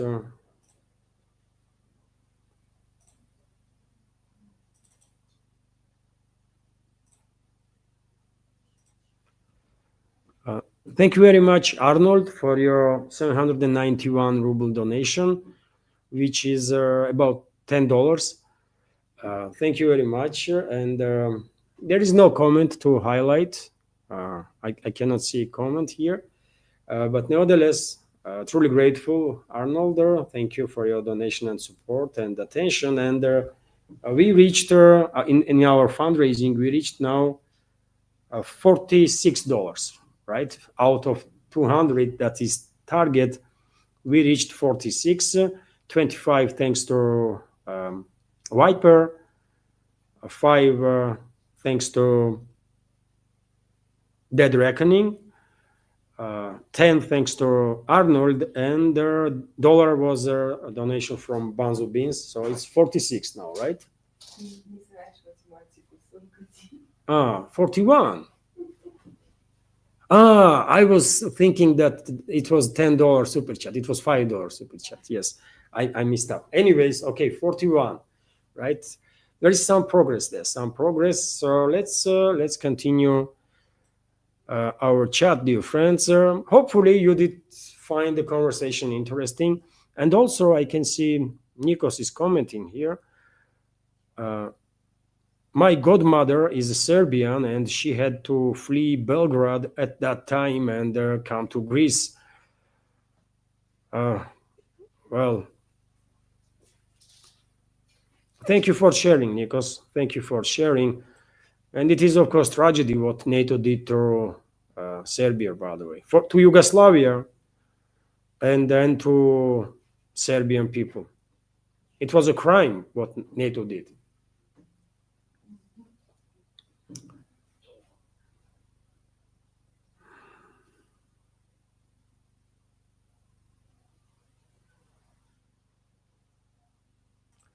And also Nikos is commenting, for what is worth, Levan, 80% of Greek people still like Russia. They are just too tired to react. I apologize for my government. Well, it is good to know that some 80% of people are still positive, polite towards Russian people. I hope this is true. I have no studies, numbers, by the way, of any studies, but what I do know is that many people from Russia lately had their, after this escalation in Ukraine, and after Greece became a part of anti-Russian coalition, openly, some tourists from Russia had experienced some serious trouble in Greece, and so much so that information spread like wildfire, and there is very far fewer tourists from Russia, if any, in Greece right now due to that, which is definitely gonna be harmful for very same ordinary people in Greece as ordinary Russian tourists were, right? That were saving for a whole year to afford their summer holiday to go to Greece, and not all tourists, of course, are resting in like 4 or 5-star hotels, isn't it? Many tourists are renting the room, in some private apartments or private homes, and so ordinary Greek people were also making some money out of that, and now Russian tourists are not that many in Greece, and this whole industry is not really in the best shape. But again, it's because of the politicians, right? But I love to hear that majority of Greek people don't hate us. Why should they, man? We are Orthodox Christians, man. How we can hate each other, man? It's crazy.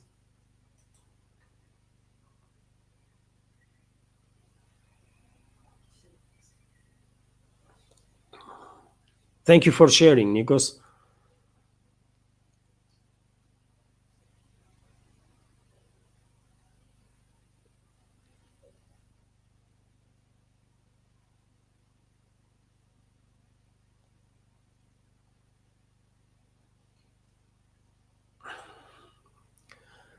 Just the variety is commenting.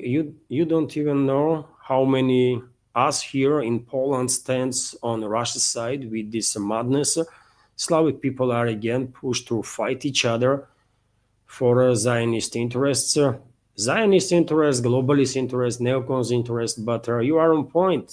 Unfortunately, these Western so-called elites did manage to, as I said in a news segment, did manage to provoke civil war inside the Russian world, civil war inside the Orthodox world, and civil war inside the Slavic world. I mean, how stupid are we, man, that we are allowing this to happen? I don't know. All of us, right? I don't know. Thank you very much for your comment.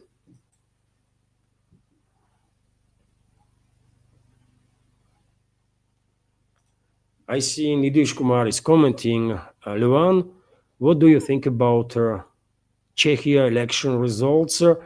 Well, I did comment on it partially during the news segment. There is some cautious optimism, kind of, that I see in the comment sections in the Russian segment of internet, that maybe Prague will make some changes in the policies and at least would not support the Kiev regime in a way that previous uh, administration was supporting, previous ruling party.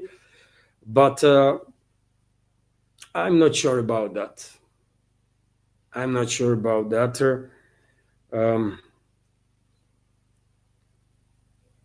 unfortunately, I have lost belief that Czech Republic ever will be on good terms with Russia. There was so much hostility from Czech Republic towards Russia, by the way.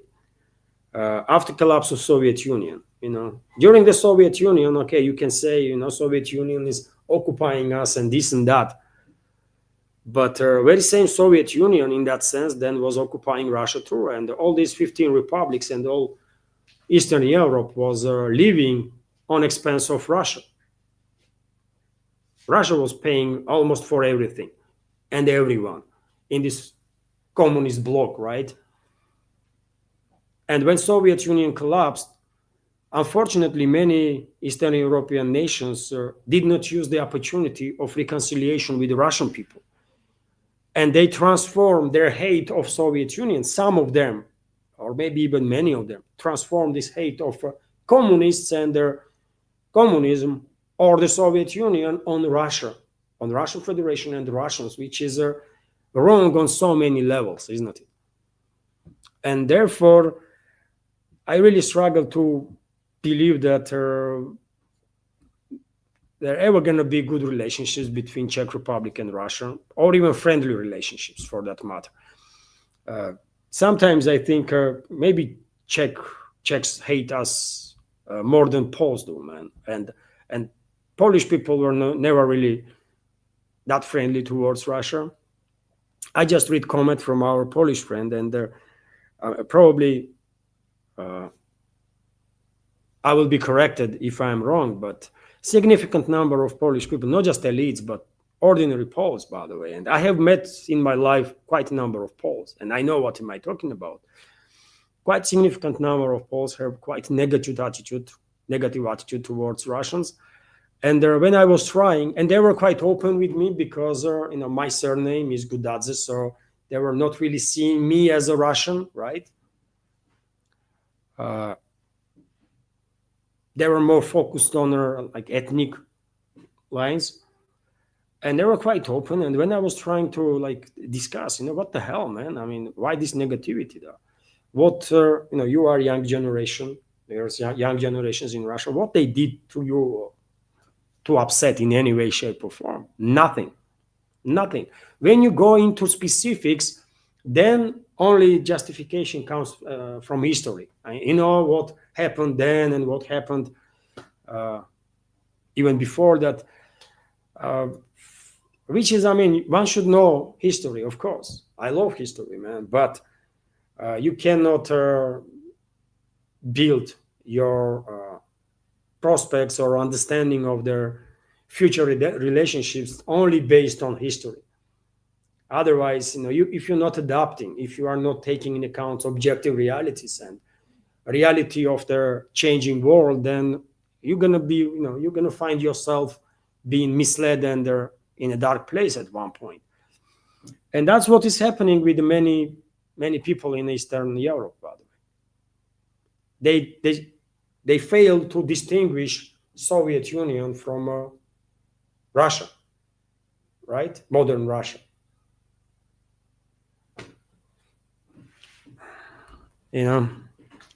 So therefore, when it comes to Czech elections, I don't think there are going to be any changes, really. Czech Republic will continue to transfer weapons, munition to Kiev regime, right? Money, if they have any to spare left, right? And that's it. Nothing going to change, really.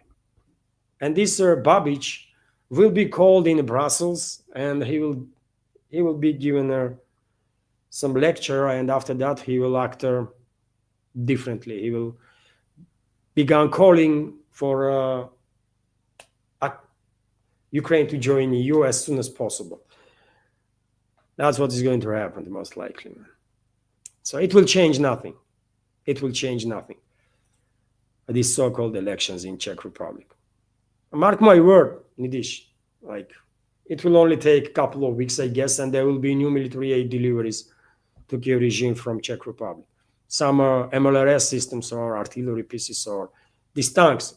Today in a news segment, I said that Czech Defense Ministry plans to send their tanks, like 30 tanks or something, right, to Kiev regime. Let's see if new government will stop that transfer. Let's see.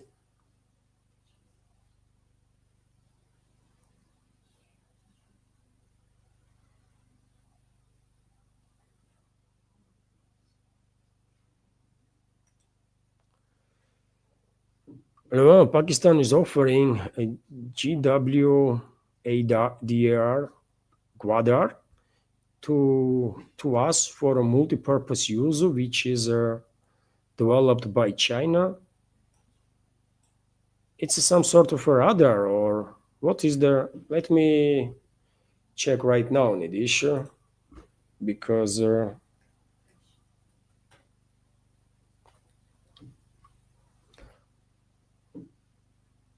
it's a port, Gwadar.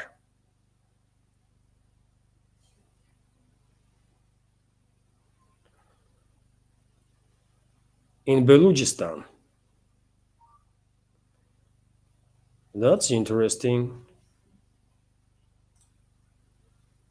That's interesting, really.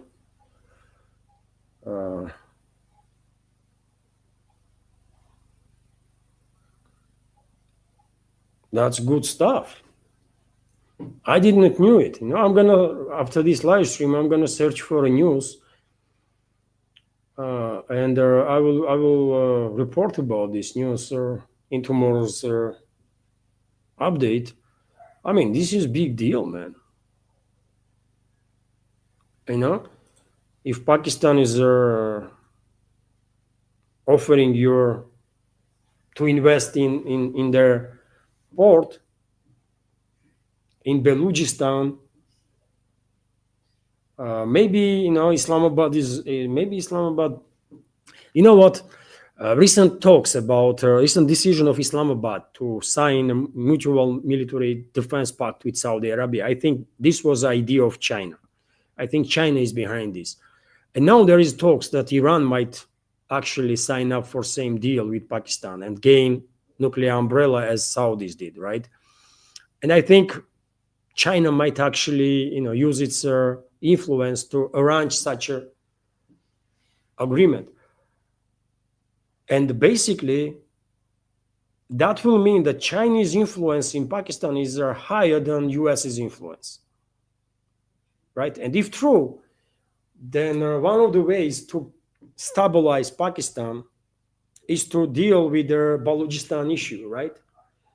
And which country can help to deal with Balochistan issue? India can, right? India can help deal with Balochistan issue. And so maybe this is this complex game from China to further increase strength in the region and ensure stability. And China needs stability in the region like no other. Everyone needs, of course, but China needs stability and time for sure. And maybe this is a Chinese way to say to whole region that, you know what, I can be force of positives here, force of good here. You know, Pakistan is my strategical ally. With India, I don't have a great relationship, but you know, I can do something to improve relationships between Pakistan and India. India can help with Balochistan. That will stabilize Pakistan, and overall stability in the region, increasing stability for the region will benefit us all. It will be mutually beneficial for everybody. And this is like quicker thought process, right? Right now, if we think about this matter a little deeper, and if we get into details, then this topic may become even more complex than it already looks like, right? So I think this is good, man. I mean, what is your take, Nidish? But I think this is something of positive for sure, because India does need its roots, its trade routes, right? To reach Europe, to reach Russia, and well, Pakistan and Iran definitely are part of potential routes, and India is already investing or plans to invest 380 million in one of the Iranian ports, right? So, well, this is good news, I think. Somewhat unexpected. That's why my first thought was maybe this is some sort of a radar system or something to ensure that sites are controlling the situation and receiving information in real time. But actually, it's a port, man, Gwadar. Okay. Thank you for sharing, Nidish.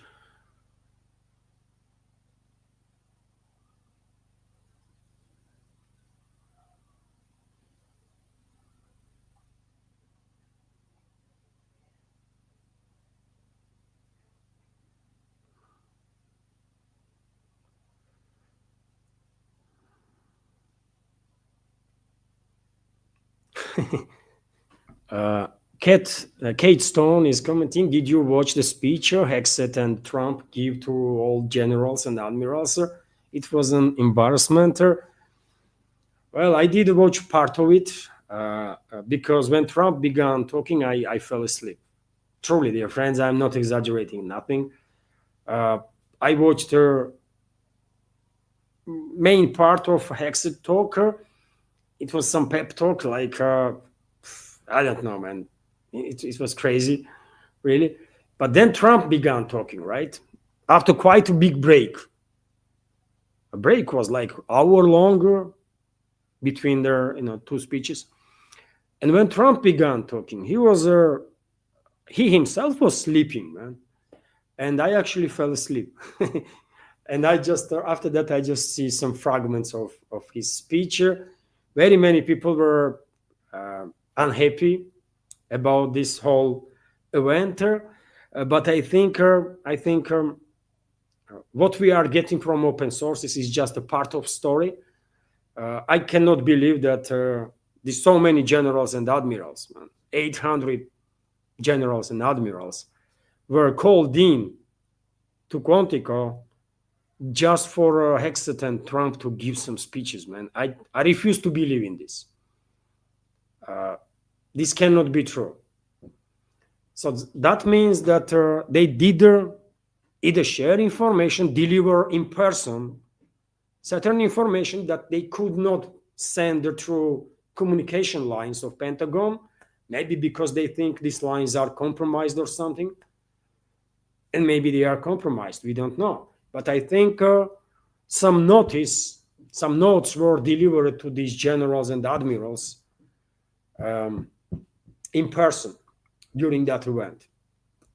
In person, what this note or notes were about, we just only can guess.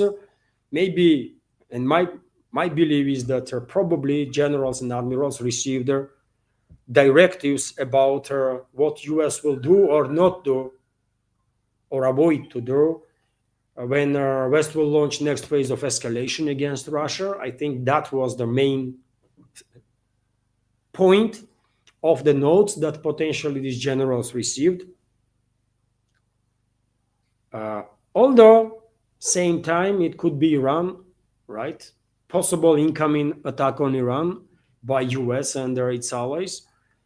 Maybe Venezuela too, but even though Venezuela is very important and Iran and Middle East is very important, of course, but to call in so many generals from all over the world, by the way, I think there was no reason to call all of them if topic in those notes or briefing was just Venezuela or Iran, something bigger. And that something bigger is our next phase of escalation against Russia that NATO will launch, I'm afraid, in relatively short time. So those generals were called for that, to receive notes, to be briefed basically on how to act when this next phase of escalation happens, so that there is no human error in a place, because it's going to be big, man. And probably these generals receive order to stay away, stay out of the conflict, no matter what. I hope those generals and admirals received clear statement that stayed out of the situation when next phase of escalation begins, even if Russia is retaliating. Stay out of the conflict, don't launch nothing, do nothing. Probably that was the note, because these admirals and generals, by the way, many of them are commanding their units that are operating with the nukes. And any movement on those bases where nukes are, of course, monitored by Russian satellites in real time. And if something being noticed, then Russian side would not guess what they are up to. If B-2s are in air, then I think some of Russian subs will launch missiles straight away. To make sure that if we die, everyone else will also among our enemies. So I think that was their main reason for this meeting, to give a clear order to the generals and admirals, especially ones that are in charge of strategical weapon systems outside of US, first of all, although inside the US too, to stay out of the conflict, not to get engaged in any sort of escalation, right? When this next phase of escalation begins. That was their main topic, because my personal opinion, my speculation, dear friends, because if they were discussing Iran, for example, or Middle East, they could call in like a couple of dozens of generals, men, and admirals, and that would be it, right? But if the topic is about Venezuela, they could call in literally like 3-4 generals or admirals, whoever is responsible for that particular area, and that's about it, right? But they called in 800 generals and admirals, and that means topic of discussion, it was Russia. And it is my hope that these generals receive orders to stay out of the conflict when Russia begins retaliating. Because if their order is to do some crazy stuff and launch some operations against Russia, then, well, then world is in trouble, by the way. Then we will face extinction level event. You know. But if you think that this whole show, this whole event was literally orchestrated just so that Trump and Hexet give their speeches, then of course it was embarrassment in that case. If it was only that, then it was total embarrassment, man. Some crazy stuff. But I think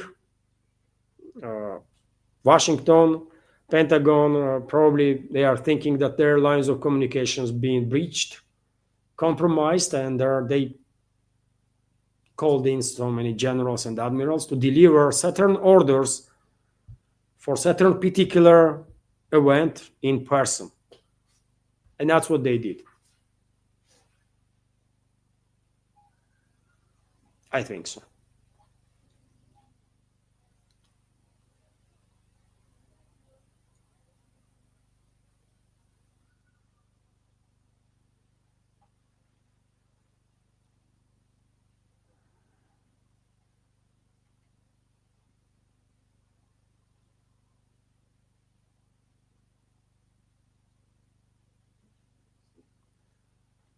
Let's scroll, dear friends.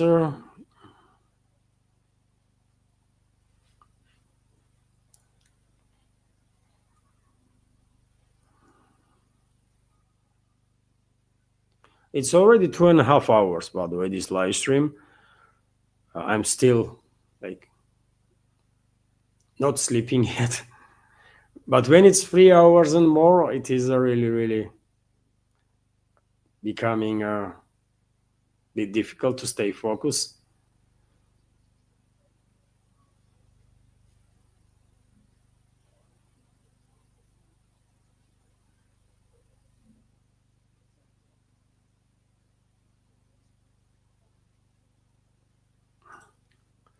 Levan, there are spreading rumors in India that Russia providing jet engines to Pakistan, and our opposition is actively spreading it.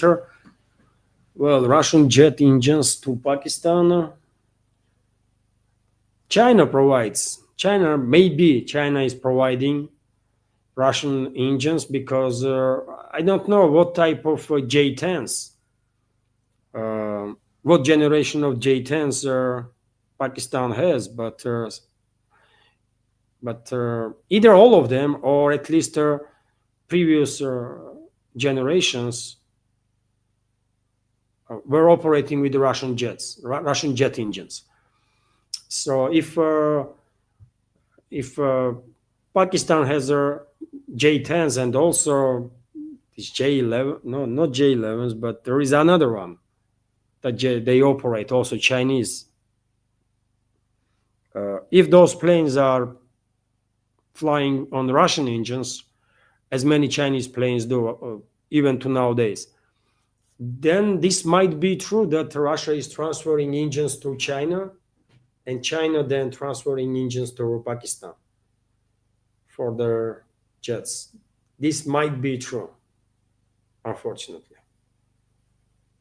But I don't know. I have not seen no reports, by the way, in the media about Russia directly sending any engines to China. Pakistan. But with China, Russia does have long-standing contracts, and the Russian companies do supply Chinese Air Force, Chinese manufacturers with the jet engines, and those engines then are used in numerous Chinese planes. Initially, I believe even J-20s, by the way, were flying on Russian engines. Now they are flying on domestically built engines, but initially, I believe even J-20s were flying on Russian engines. So, unfortunately, maybe China is transferring to Pakistan Russian engines. Can be true.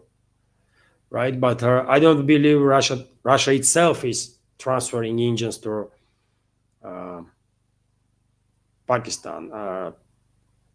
I don't think so. Russian and Pakistani relationships are not that good, really. So that Russia will transfer some uh, engines to planes. By the way, Russia would not risk relationships with India, but China might transfer. And if in contract that Chinese companies have with Russian partners, there is no demand that if you transfer engine from China to some other place, you need my agreement on that.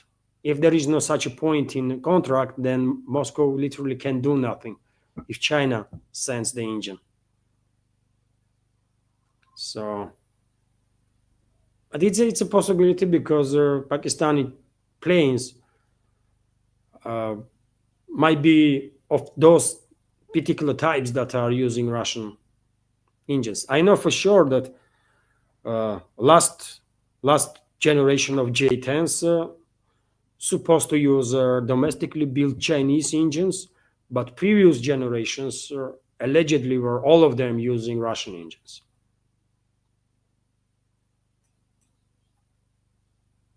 So, and it is bad that opposition in India is trying to play on this anti-Russian sentiment there too. I guess they are very close to Western secret services, this so-called opposition in India, because otherwise, if you are pro-Indian, by the way, if you actually care about India's interests, you would not begin playing on the relationships between India and Russia, because if India had experienced good, sustainable, relationships with any country in the region, I mean, it's Russia, man. Soviet Union and Russia. There was issues always, and will be always, right?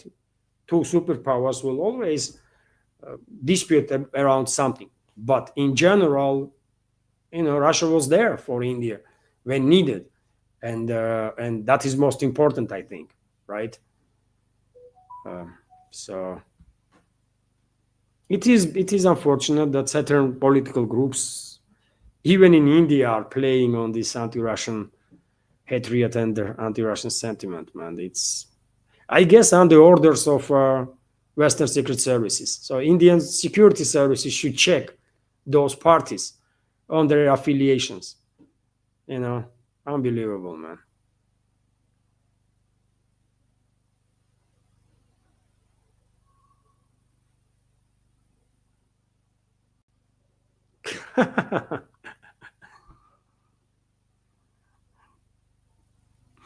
Yeah, this is fun. Acapulco Elvis is commenting, doesn't Dish ever give you money? He sure posts nonstop and tries to take over your channel. Nidish is posting in capital letters, and it's just easy to spot. That's why I'm saying from the beginning, please use capital letters, at least capital Q, couple of capital Qs, so that it will be easier to spot. Because when you are scrolling through chats, eyes are not really reacting. Like in the movies, man. We are human beings, right? So you just scroll, and when you spot question, you spot. When you don't, you don't, and that's how it is.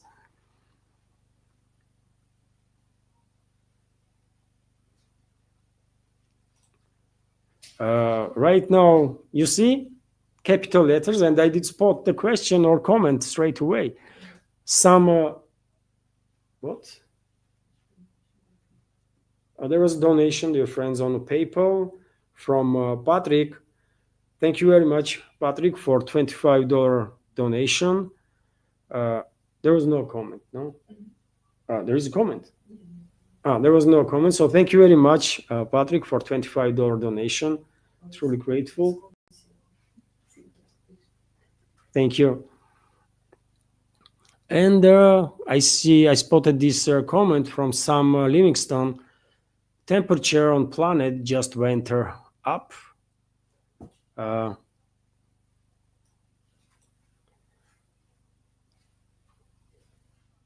Okay, I don't know in relationships to which topic is that comment, but you see, I spotted the comment because it's all capital letters. It's just easy that way.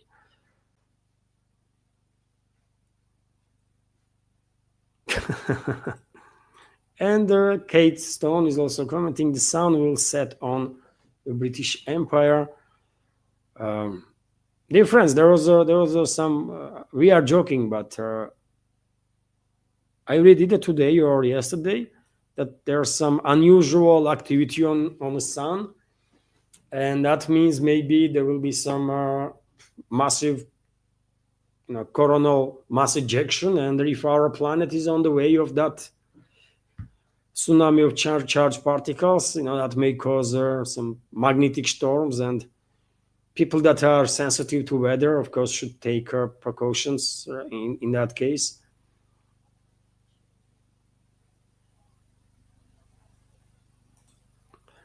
Froch Flanagan is commenting: we are in a global war of good against evil. I agree with you, absolutely. That's exactly what I am saying quite often on my Telegram channel, that Russia, on my updates, not just on Telegram channel, on my updates, that Russia is fighting fight of whole of humanity, because we are fighting this evil force that Western elites are.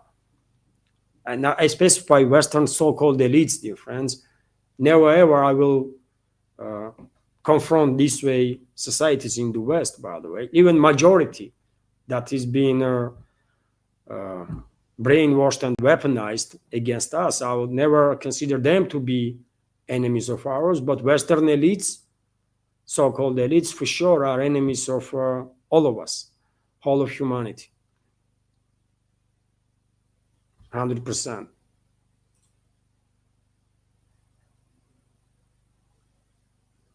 And I think this understanding will settle into consciousness of more and more people in this world, that you cannot deal with this evil force. You cannot treat this evil force as if they are some adequate counterparts. No, they are evil force, and you have to treat that evil force with a certain attitude. Otherwise, you might lose, man. And we cannot afford to lose this fight, because it's humanity's fate is being decided.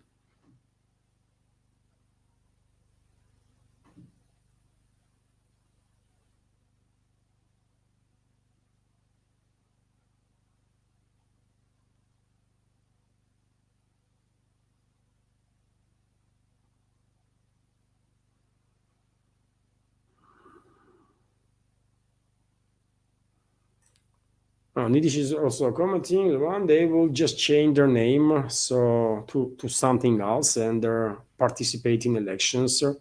I think Georgian government don't want them to go underground and work differently.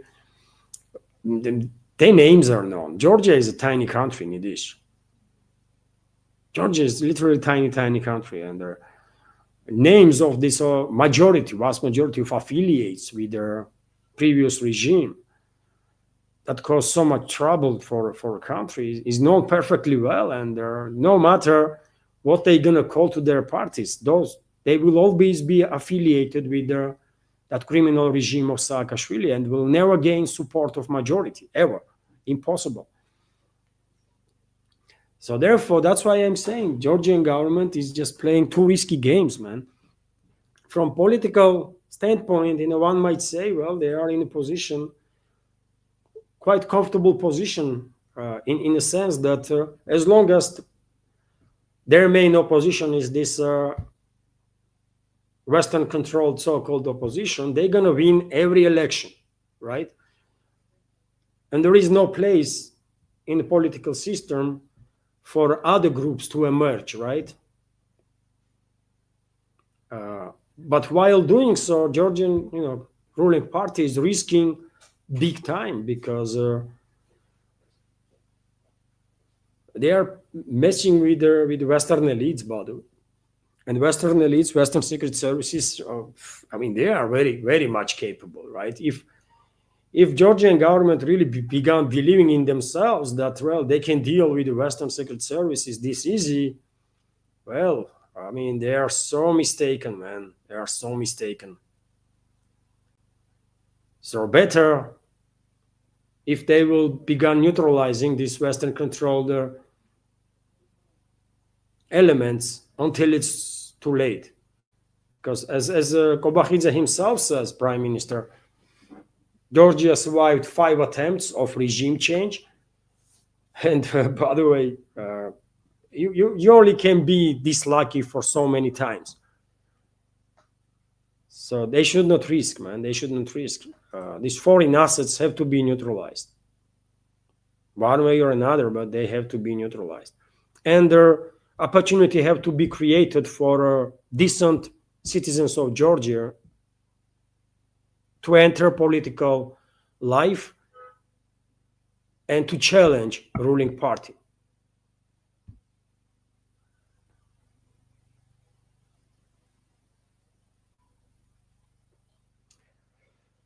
So it's almost 3 hours difference. Stavros Karagorgis is commenting, are you Levan South Ossetian? No, I am from Tbilisi, capital of Georgia. So, yeah, we call ourselves like from Tbilisi. So, but you do have relatives in South Ossetia, by the way. I have relatives all over the Georgia. And I do have relatives in South Ossetia. I'm not sure about Abkhazia. Most likely, I have some relatives in Abkhazia too, but I just because I don't remember. That means I'm not in communication with them. But how it can be that I'm not having relatives there? Probably I do have relatives in Abkhazia too. Everyone in Georgia, by the way, has relatives everywhere, right? But I'm from Tbilisi. I was born in Khashuri, by the way. This is a tiny city in central Georgia, in eastern part of the country. When my mom was pregnant, she went to see her mom, and well, therefore I was born in Khashuri. But my mom, my father, they were living in Tbilisi. So I grew up in Tbilisi.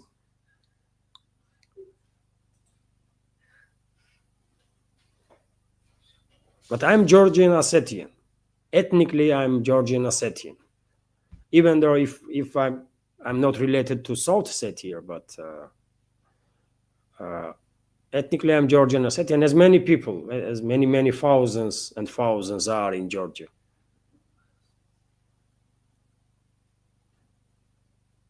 As Stalin was, by the way. Yosef Jurashvili. Probably, maybe not most famous Georgian Ossetian, but definitely one of the most famous ones. Maybe most famous, yes. I would like to say that Shota Rustaveli is the most famous. Shota Rustaveli was writing poems, by the way, in 12th century. That was right, and I would love to think that great writers or poets from Georgia are most famous, like Konstantin Gamsakhourdia, by the way. I mean, great writer. As a person, he was not the person that I would be friend of with. But as a writer, he was a great writer, man. He was writing in a very heavy style, and I do like when you have to read carefully every single word, and when it's very difficult sentences. He was probably best writer in Georgia ever. So I would prefer, of course, if some writers or regisseurs, film, movie directors or painters were most famous. Pirosmani, for example, or Gudiashvili, my relative, by the way. But unfortunately, Stalin is the most famous. Really, if you think about. Yeah, and there was right now, dear friends. donation on super chat on Rumble, and the donation and the comment. Let me highlight, if I may. So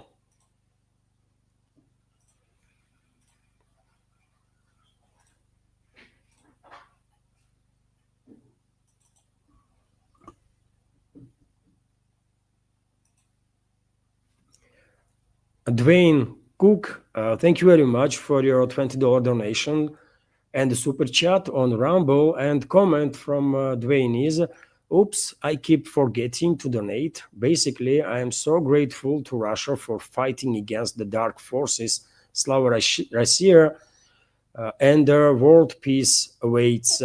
Thank you very much, Dwayne, for sharing, for your support to my work, to this project, and for your support to Russia, which is even more important, of course. Thank you very much for your attention and kind words, for your super chat. Thank you.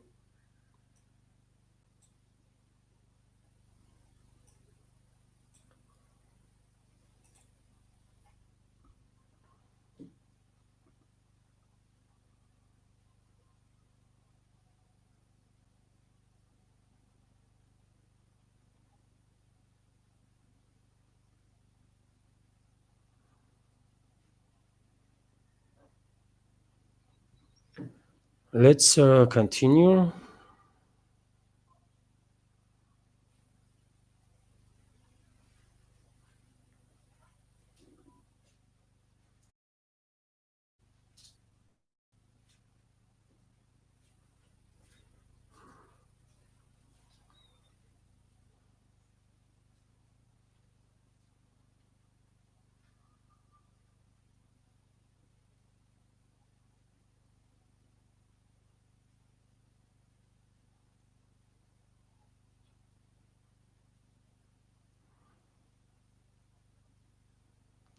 You see, Alexander G is commenting, in Norway, we were prohibited from eating mushrooms, and they had to scrap a lot of meat after Chernobyl.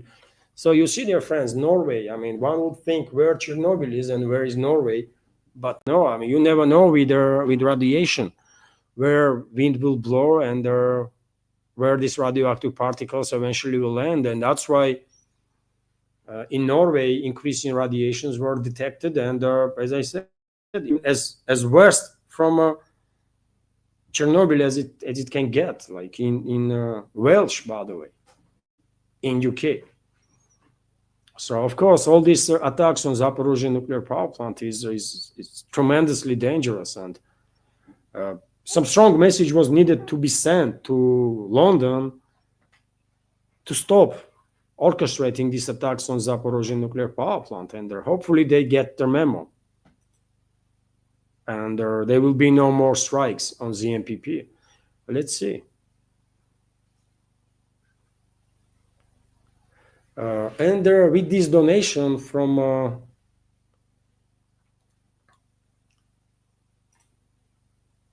Dwayne, with this donation from Dwayne, we reach how much? In 85. So, dear friends, I'm giving you an update on the fundraising. With the latest super chat and donation from Dwayne, we reached 85 out of this 200. That was a formally task of these fundraisings. Well, not bad, really. Thank you very much. Thank you all, dear friends, for your support, for your attention and support. And I'm scrolling now. Andy A. Stone is commenting, where is Kadyrov? In Chechnya, I guess, where he will be. In Chechnya, maybe in Moscow if he had some meetings here in capital, but I guess he's in Chechnya, in Chechen Republic of the Russian Federation. I have not heard about news about Kadyrov for at least a week or so, I guess. About a week ago, I did read some article in which Kadyrov was sharing information about some operations on the line of contact. So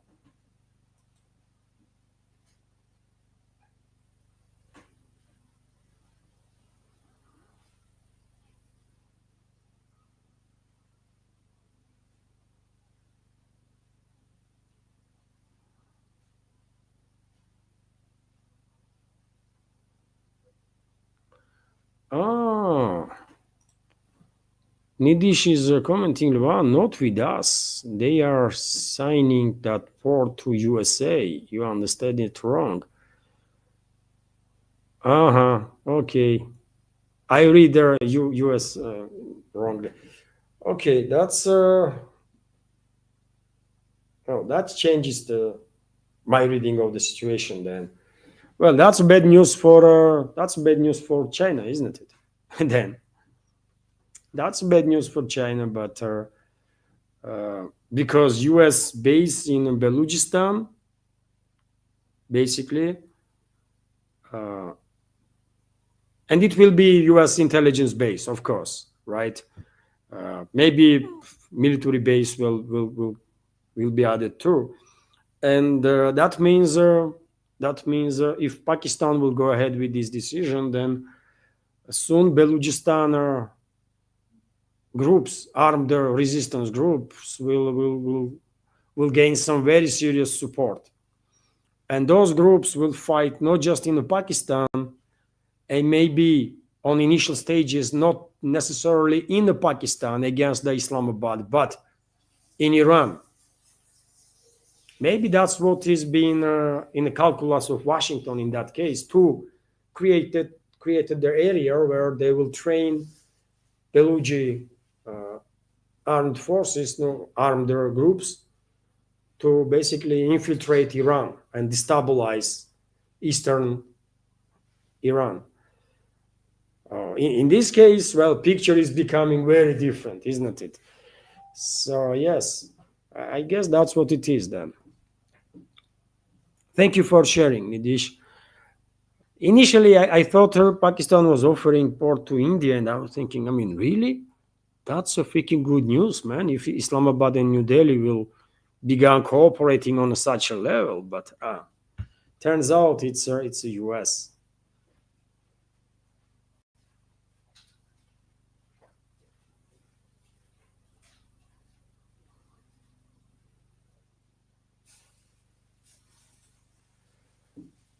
Acapulco Elvis is commenting. Gerald Kushner is a Trump son-in-law married to Ivanka Trump. He controls Middle East policy.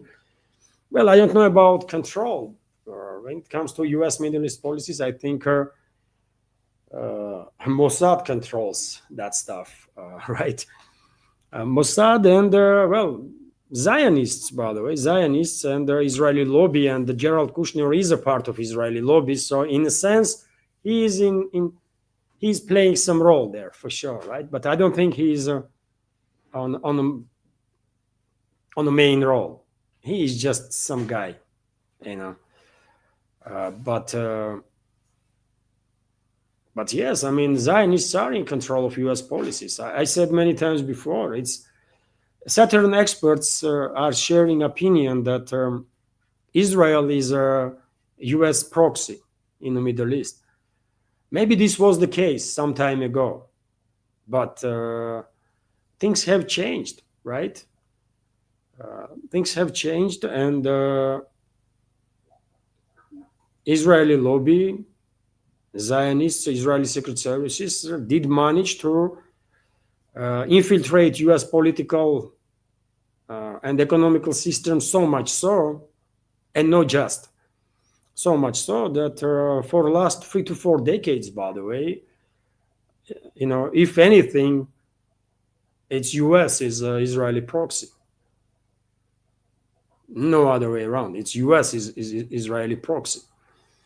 For sure. I mean, take a look at all the wars that U.S. was engaged in on behalf of Israel. By the way, there was nothing in those wars for U.S. interests, for U.S. citizens, right, and their actual interests. Literally nothing. It was Israel that wanted these countries to be destroyed, decimated all over the Middle East, and the U.S. did it for them. So who is controlled who? you know.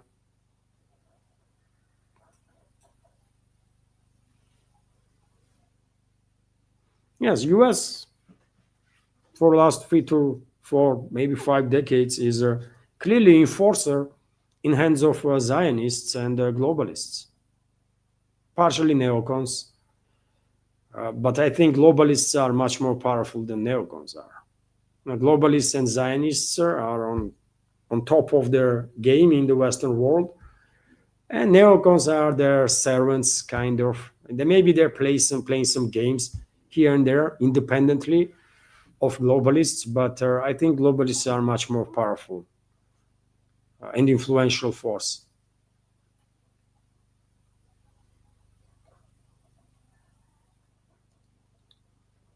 After all, it's globalists that infiltrated U.S. political system, true, isn't it? U.S. political system, financial system, U.S. economy is infiltrated by globalists big time. All these work policies that was implemented all over there, these giant companies in the West. So you think this nonsense is coming from where? Who's pushing this craziness? Globalists, of course, right? Nothing to be said about Democrats, by the way. Whole that freaking party and its establishment is the asset of globalists.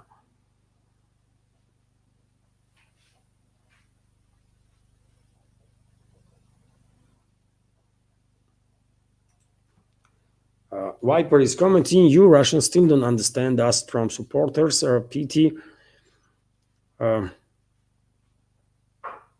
So we need to talk then, Viper, what do you think? That means that we need to talk more and explain our stance a little more, a little better. And they will then we will understand each other better, I guess. Us and Trump supporters or America First people. I'm not necessarily on a page that all MAGA people or America First people are Trump supporters, although Trump supporters mainly are MAGA and America First people, right? But nevertheless, we need to talk. That's how it is, man. At least I think we here in Russia and the hopefully majority of America First people are on the same page when it comes to attitude towards each other. I want to believe that none of us think that we should be hostile, right? And this is a good ground to have a conversation, you know.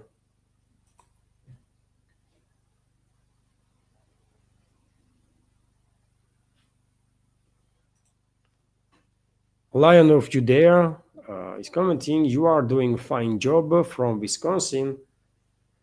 Thank you very much for your kind words and attention and support. Thank you.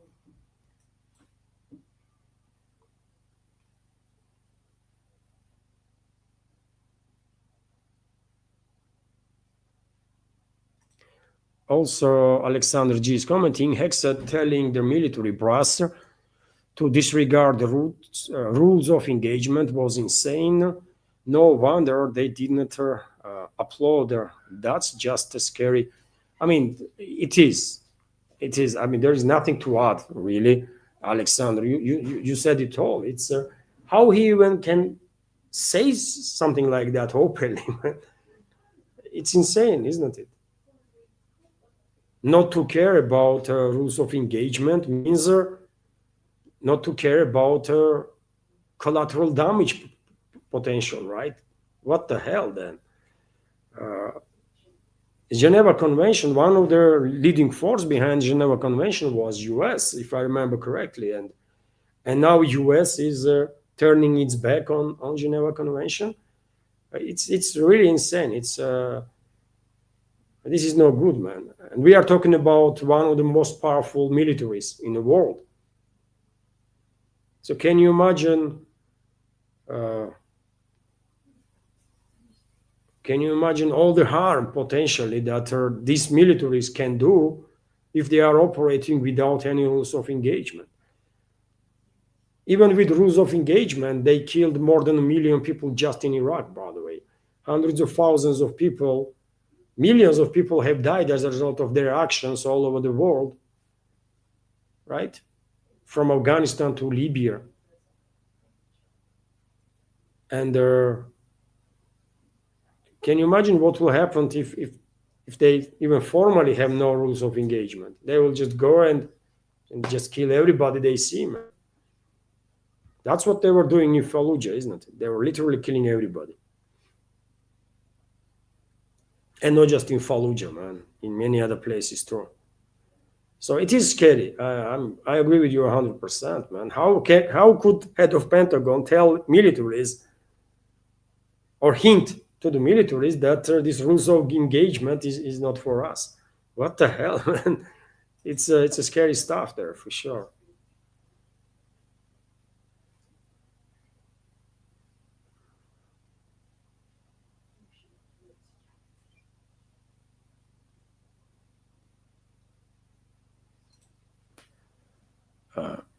Dwayne Cook is commenting. Thank you very much, Dwayne, once again for support and attention. Hi, Levan. Sorry, I just logged into a stream, so don't know what's topics have been spoken about. So I not ask any questions. Keep up the great work and the best wishes to you and your family.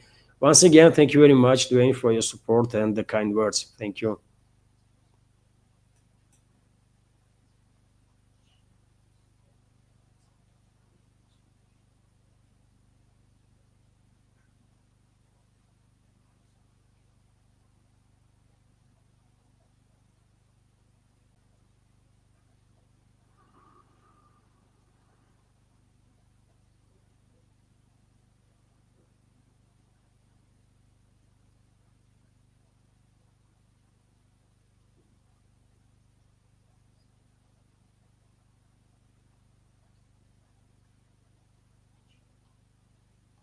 Dear friends, I see question. It's 3 hours.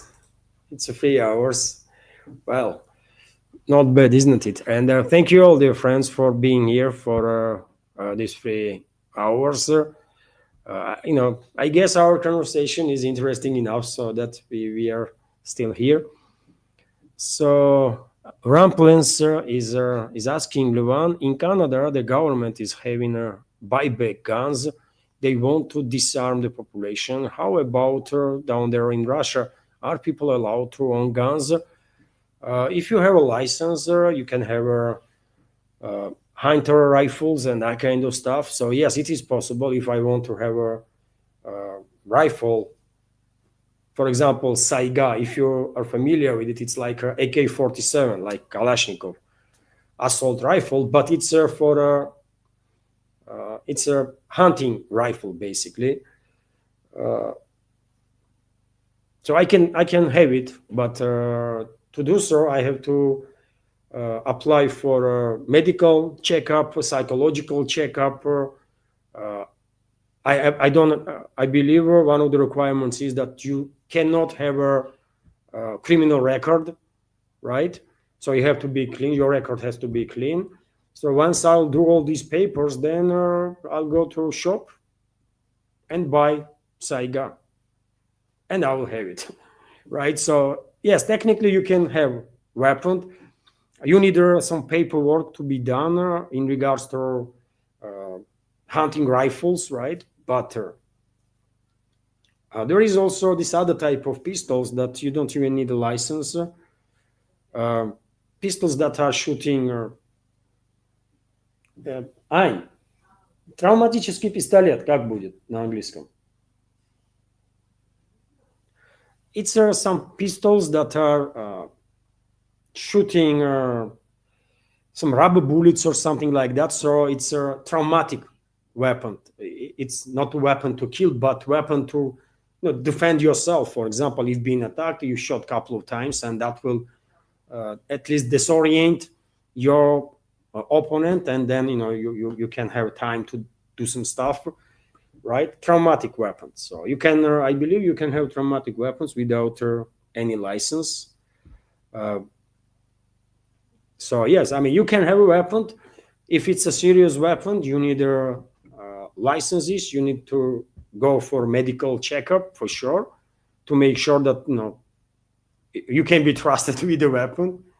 And traumatic weapons, you can buy it, I believe, just and have it. I don't think traumatic weapons requires license, but I don't have no weapons, by the way. I don't need no weapons. It's safe here. Thanks God, it's safe and they're secure. And if somehow you end up in trouble, best way is of course to avoid any trouble. But if somehow you end up in trouble, then try to just move away with try to de-escalate. And if it's not possible, then just use your hands, man, and beat the crap out of whomever is against you, and then call the police and ambulance to take that garbage into hospital that you just beat up. That's how it is. But if you want to, you can have weapons for sure. I mean, there is a lot of hunters, by the way. If you love hunting, you can have all sorts of hunting rifles and stuff.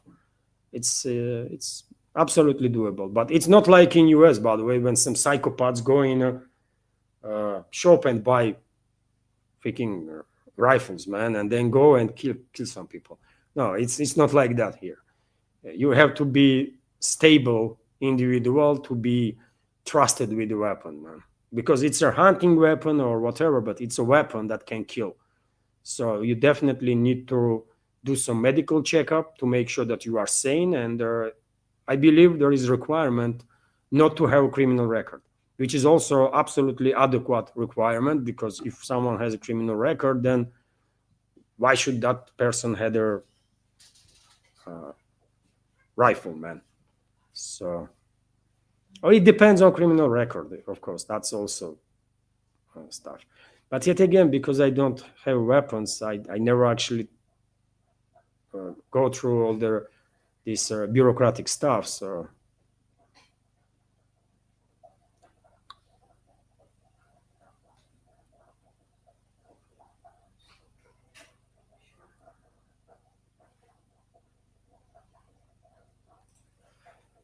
Nikos is commenting, in 2022, most of Greeks, including me, brought the media narrative, but last Christmas, I heard a lot of Russian tourists, so they are coming back and we are listening more to them.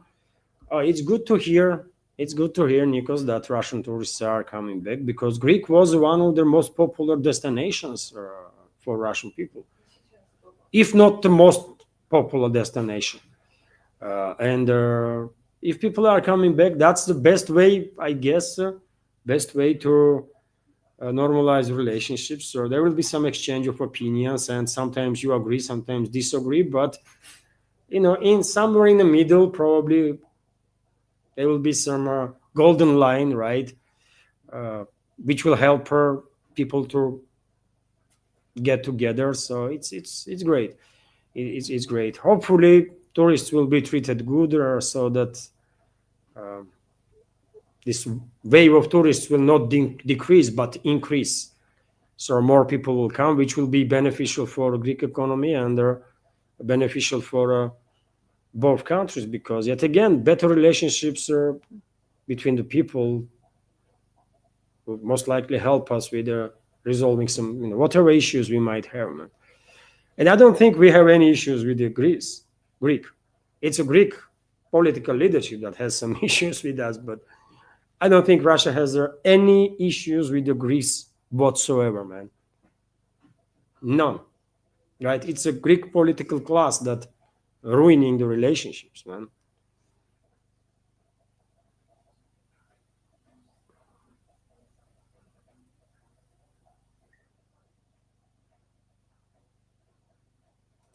Oh, that's interesting. Nidish Kumar is commenting, Gwadar port is 60 miles away from Chabar port. How you will understand the game counter both India and China and north-south corridor as well. I mean, exactly. I did not know that it's right next door to Chabar port, in which India plans to invest $390 million. And US is demanding from India already to drop that project, which India cannot do because, as you highlighted, it's a vital part of north-south corridor, right? So yes, US same time is simultaneously attacking India, attacking China, and attacking Iran too, because I'm quite sure they're gonna use uh, they're gonna cooperate big time with their Belugi, all sorts of Belugi organizations to destabilize Iran, probably. But in a bigger scale, yes, of course, this is a move against India and China, and that means well, influence of China on Pakistan is not as strong as I was thinking. U.S. still messing around there. U.S. elites. How they allow then? In that case, if U.S.'s influence is that big and that strong still, or if U.S.'s influence is higher than Chinese influence in Pakistan, how U.S. allowed Islamabad to sign this mutual defense pact with Saudi Arabia, which is offering basically Saudi Arabia nuclear umbrella? I cannot understand that. And how on earth talks are in a place Iran to sign up for similar agreement or to join even this bilateral agreement between Pakistan and Saudi to make it trilateral agreement. How US is allowing this kind of stuff to happen, but I don't know, man. There is so much stuff that we need some more time and more news, more information to understand, you know. And dear friends, I think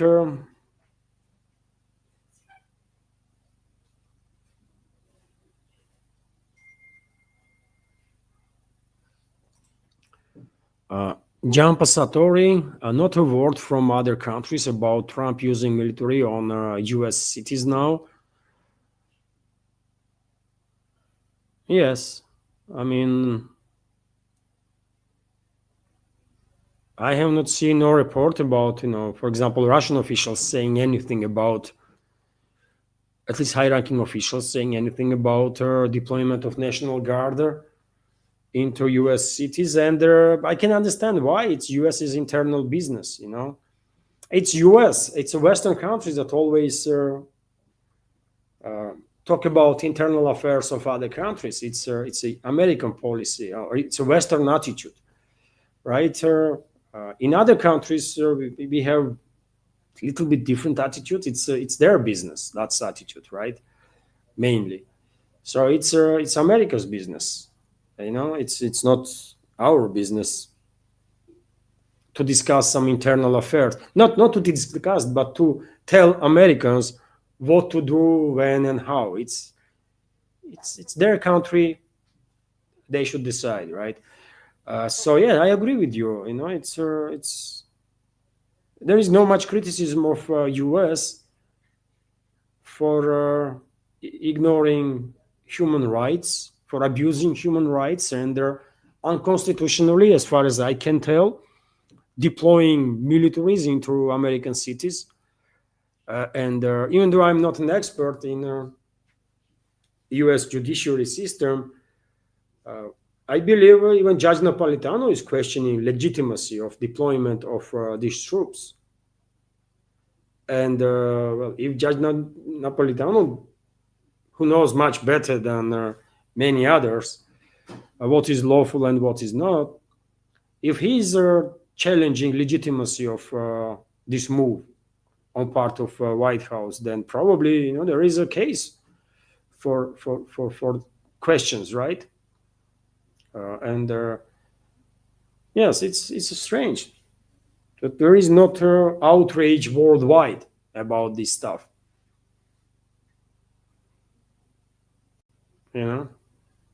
Its military is being deployed against their own citizens, right? It's not ICE that is running around the migrants. It's regular troops being deployed and are fighting basically with non-lethal weapons, but are engaged in a fight, by the way, with these leftist groups. Some call them Antifa, some call them something else. But yes, I mean, I have seen some videos, by the way. It's actual, sometimes hand-to-hand fight, by the way. So yes, this is topic, of course. that demands more attention for sure. But yet again, don't expect other countries necessarily to begin talking about U.S. internal stuff, because it's Western political culture when they are lecturing others, right, and telling others what is good and not, and constantly interfering in the domestic affairs. Other countries don't necessarily acting that way. So therefore, I can understand why, for example, Russian leadership is Russian president, for example, did not say a single word about it during recent speech in World Day Discussion Club, because it's America's internal stuff.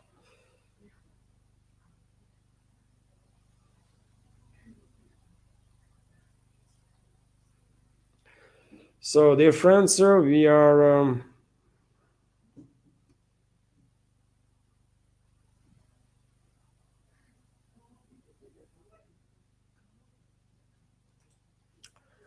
Fresh Flanagan is commenting. We have a hard armed home invasion, sir. At the homeowner was charged for beating the criminal. It is an insane here. I guess you mean migration crisis, and I said in my update that many people have legit reasons to be upset, because many cities no longer look like cities that those people grew up, for example, or settlements, right? And I don't think it's necessarily like a fascist or Nazi or something like that. If you want to preserve the culture and environment that you grew up and you are familiar with, I mean, what is wrong with that, right? You don't hate nobody, but you just want to preserve this unique environment that is familiar to you and you appreciate and love. And in many cases, in many countries in the Western world, this environment, these local environments, have been ruined, right, uh, for locals. And this creates tensions, by the way. But yet again, other side of this topic is that all these refugees and migrants are coming in Europe or in Western countries in general because of the actions of the Western elites. When they are going around and destroying country after country after country, and according to, it was a Lancet magazine, or recently I read a study, by the way, news about study, that in last 3 to 4 decades, as a result of actions of the Western world, Western elites, 3 to 4 million people were killed as a result of direct and indirect consequence of that. And some 300 million people were moved, by the way, right? 300 million people were forced to move from their homes. So, and significant number, many, many millions of these 300 came to Western world, right? Into Western countries. So if leadership of Western world did not destroy countries of these millions of people, then if they would come to your country as a tourists, I guess, for a week or two, spend money, which will help your economy, and they will go home and continue live happily there.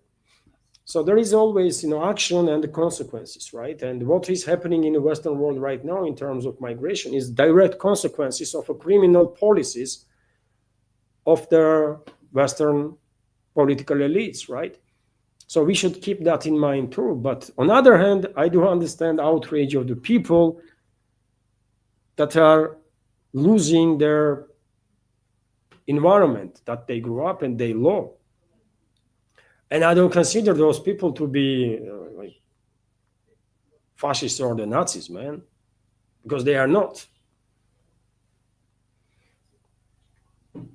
So yeah, I mean, it's everything is complex, isn't it, and difficult stuff. And your friends, I said like quite a few times, sir.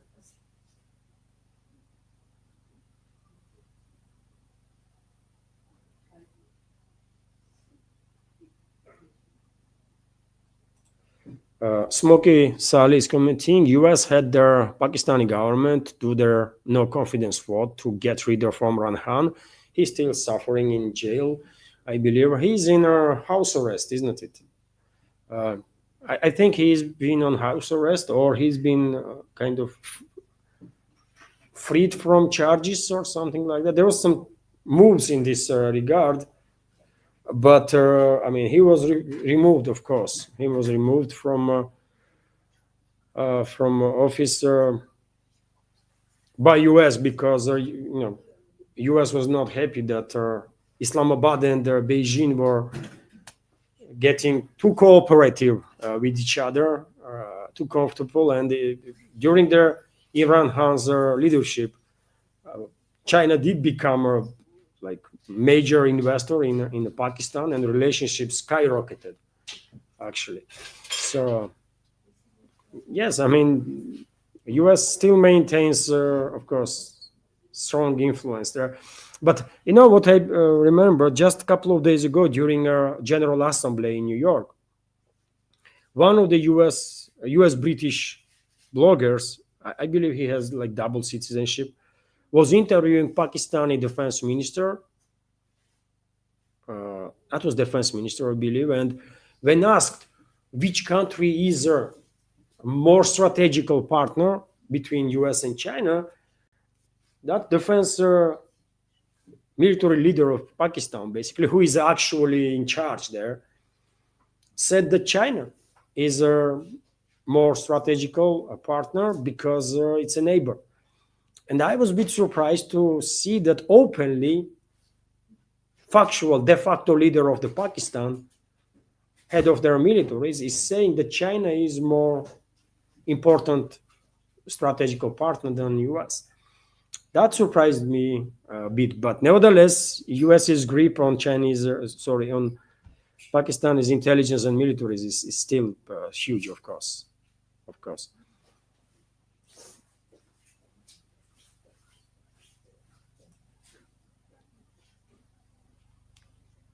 People are already saying bye to each other, Smoky Sally and Nidish and their other members. So, dear friends, I think this is it.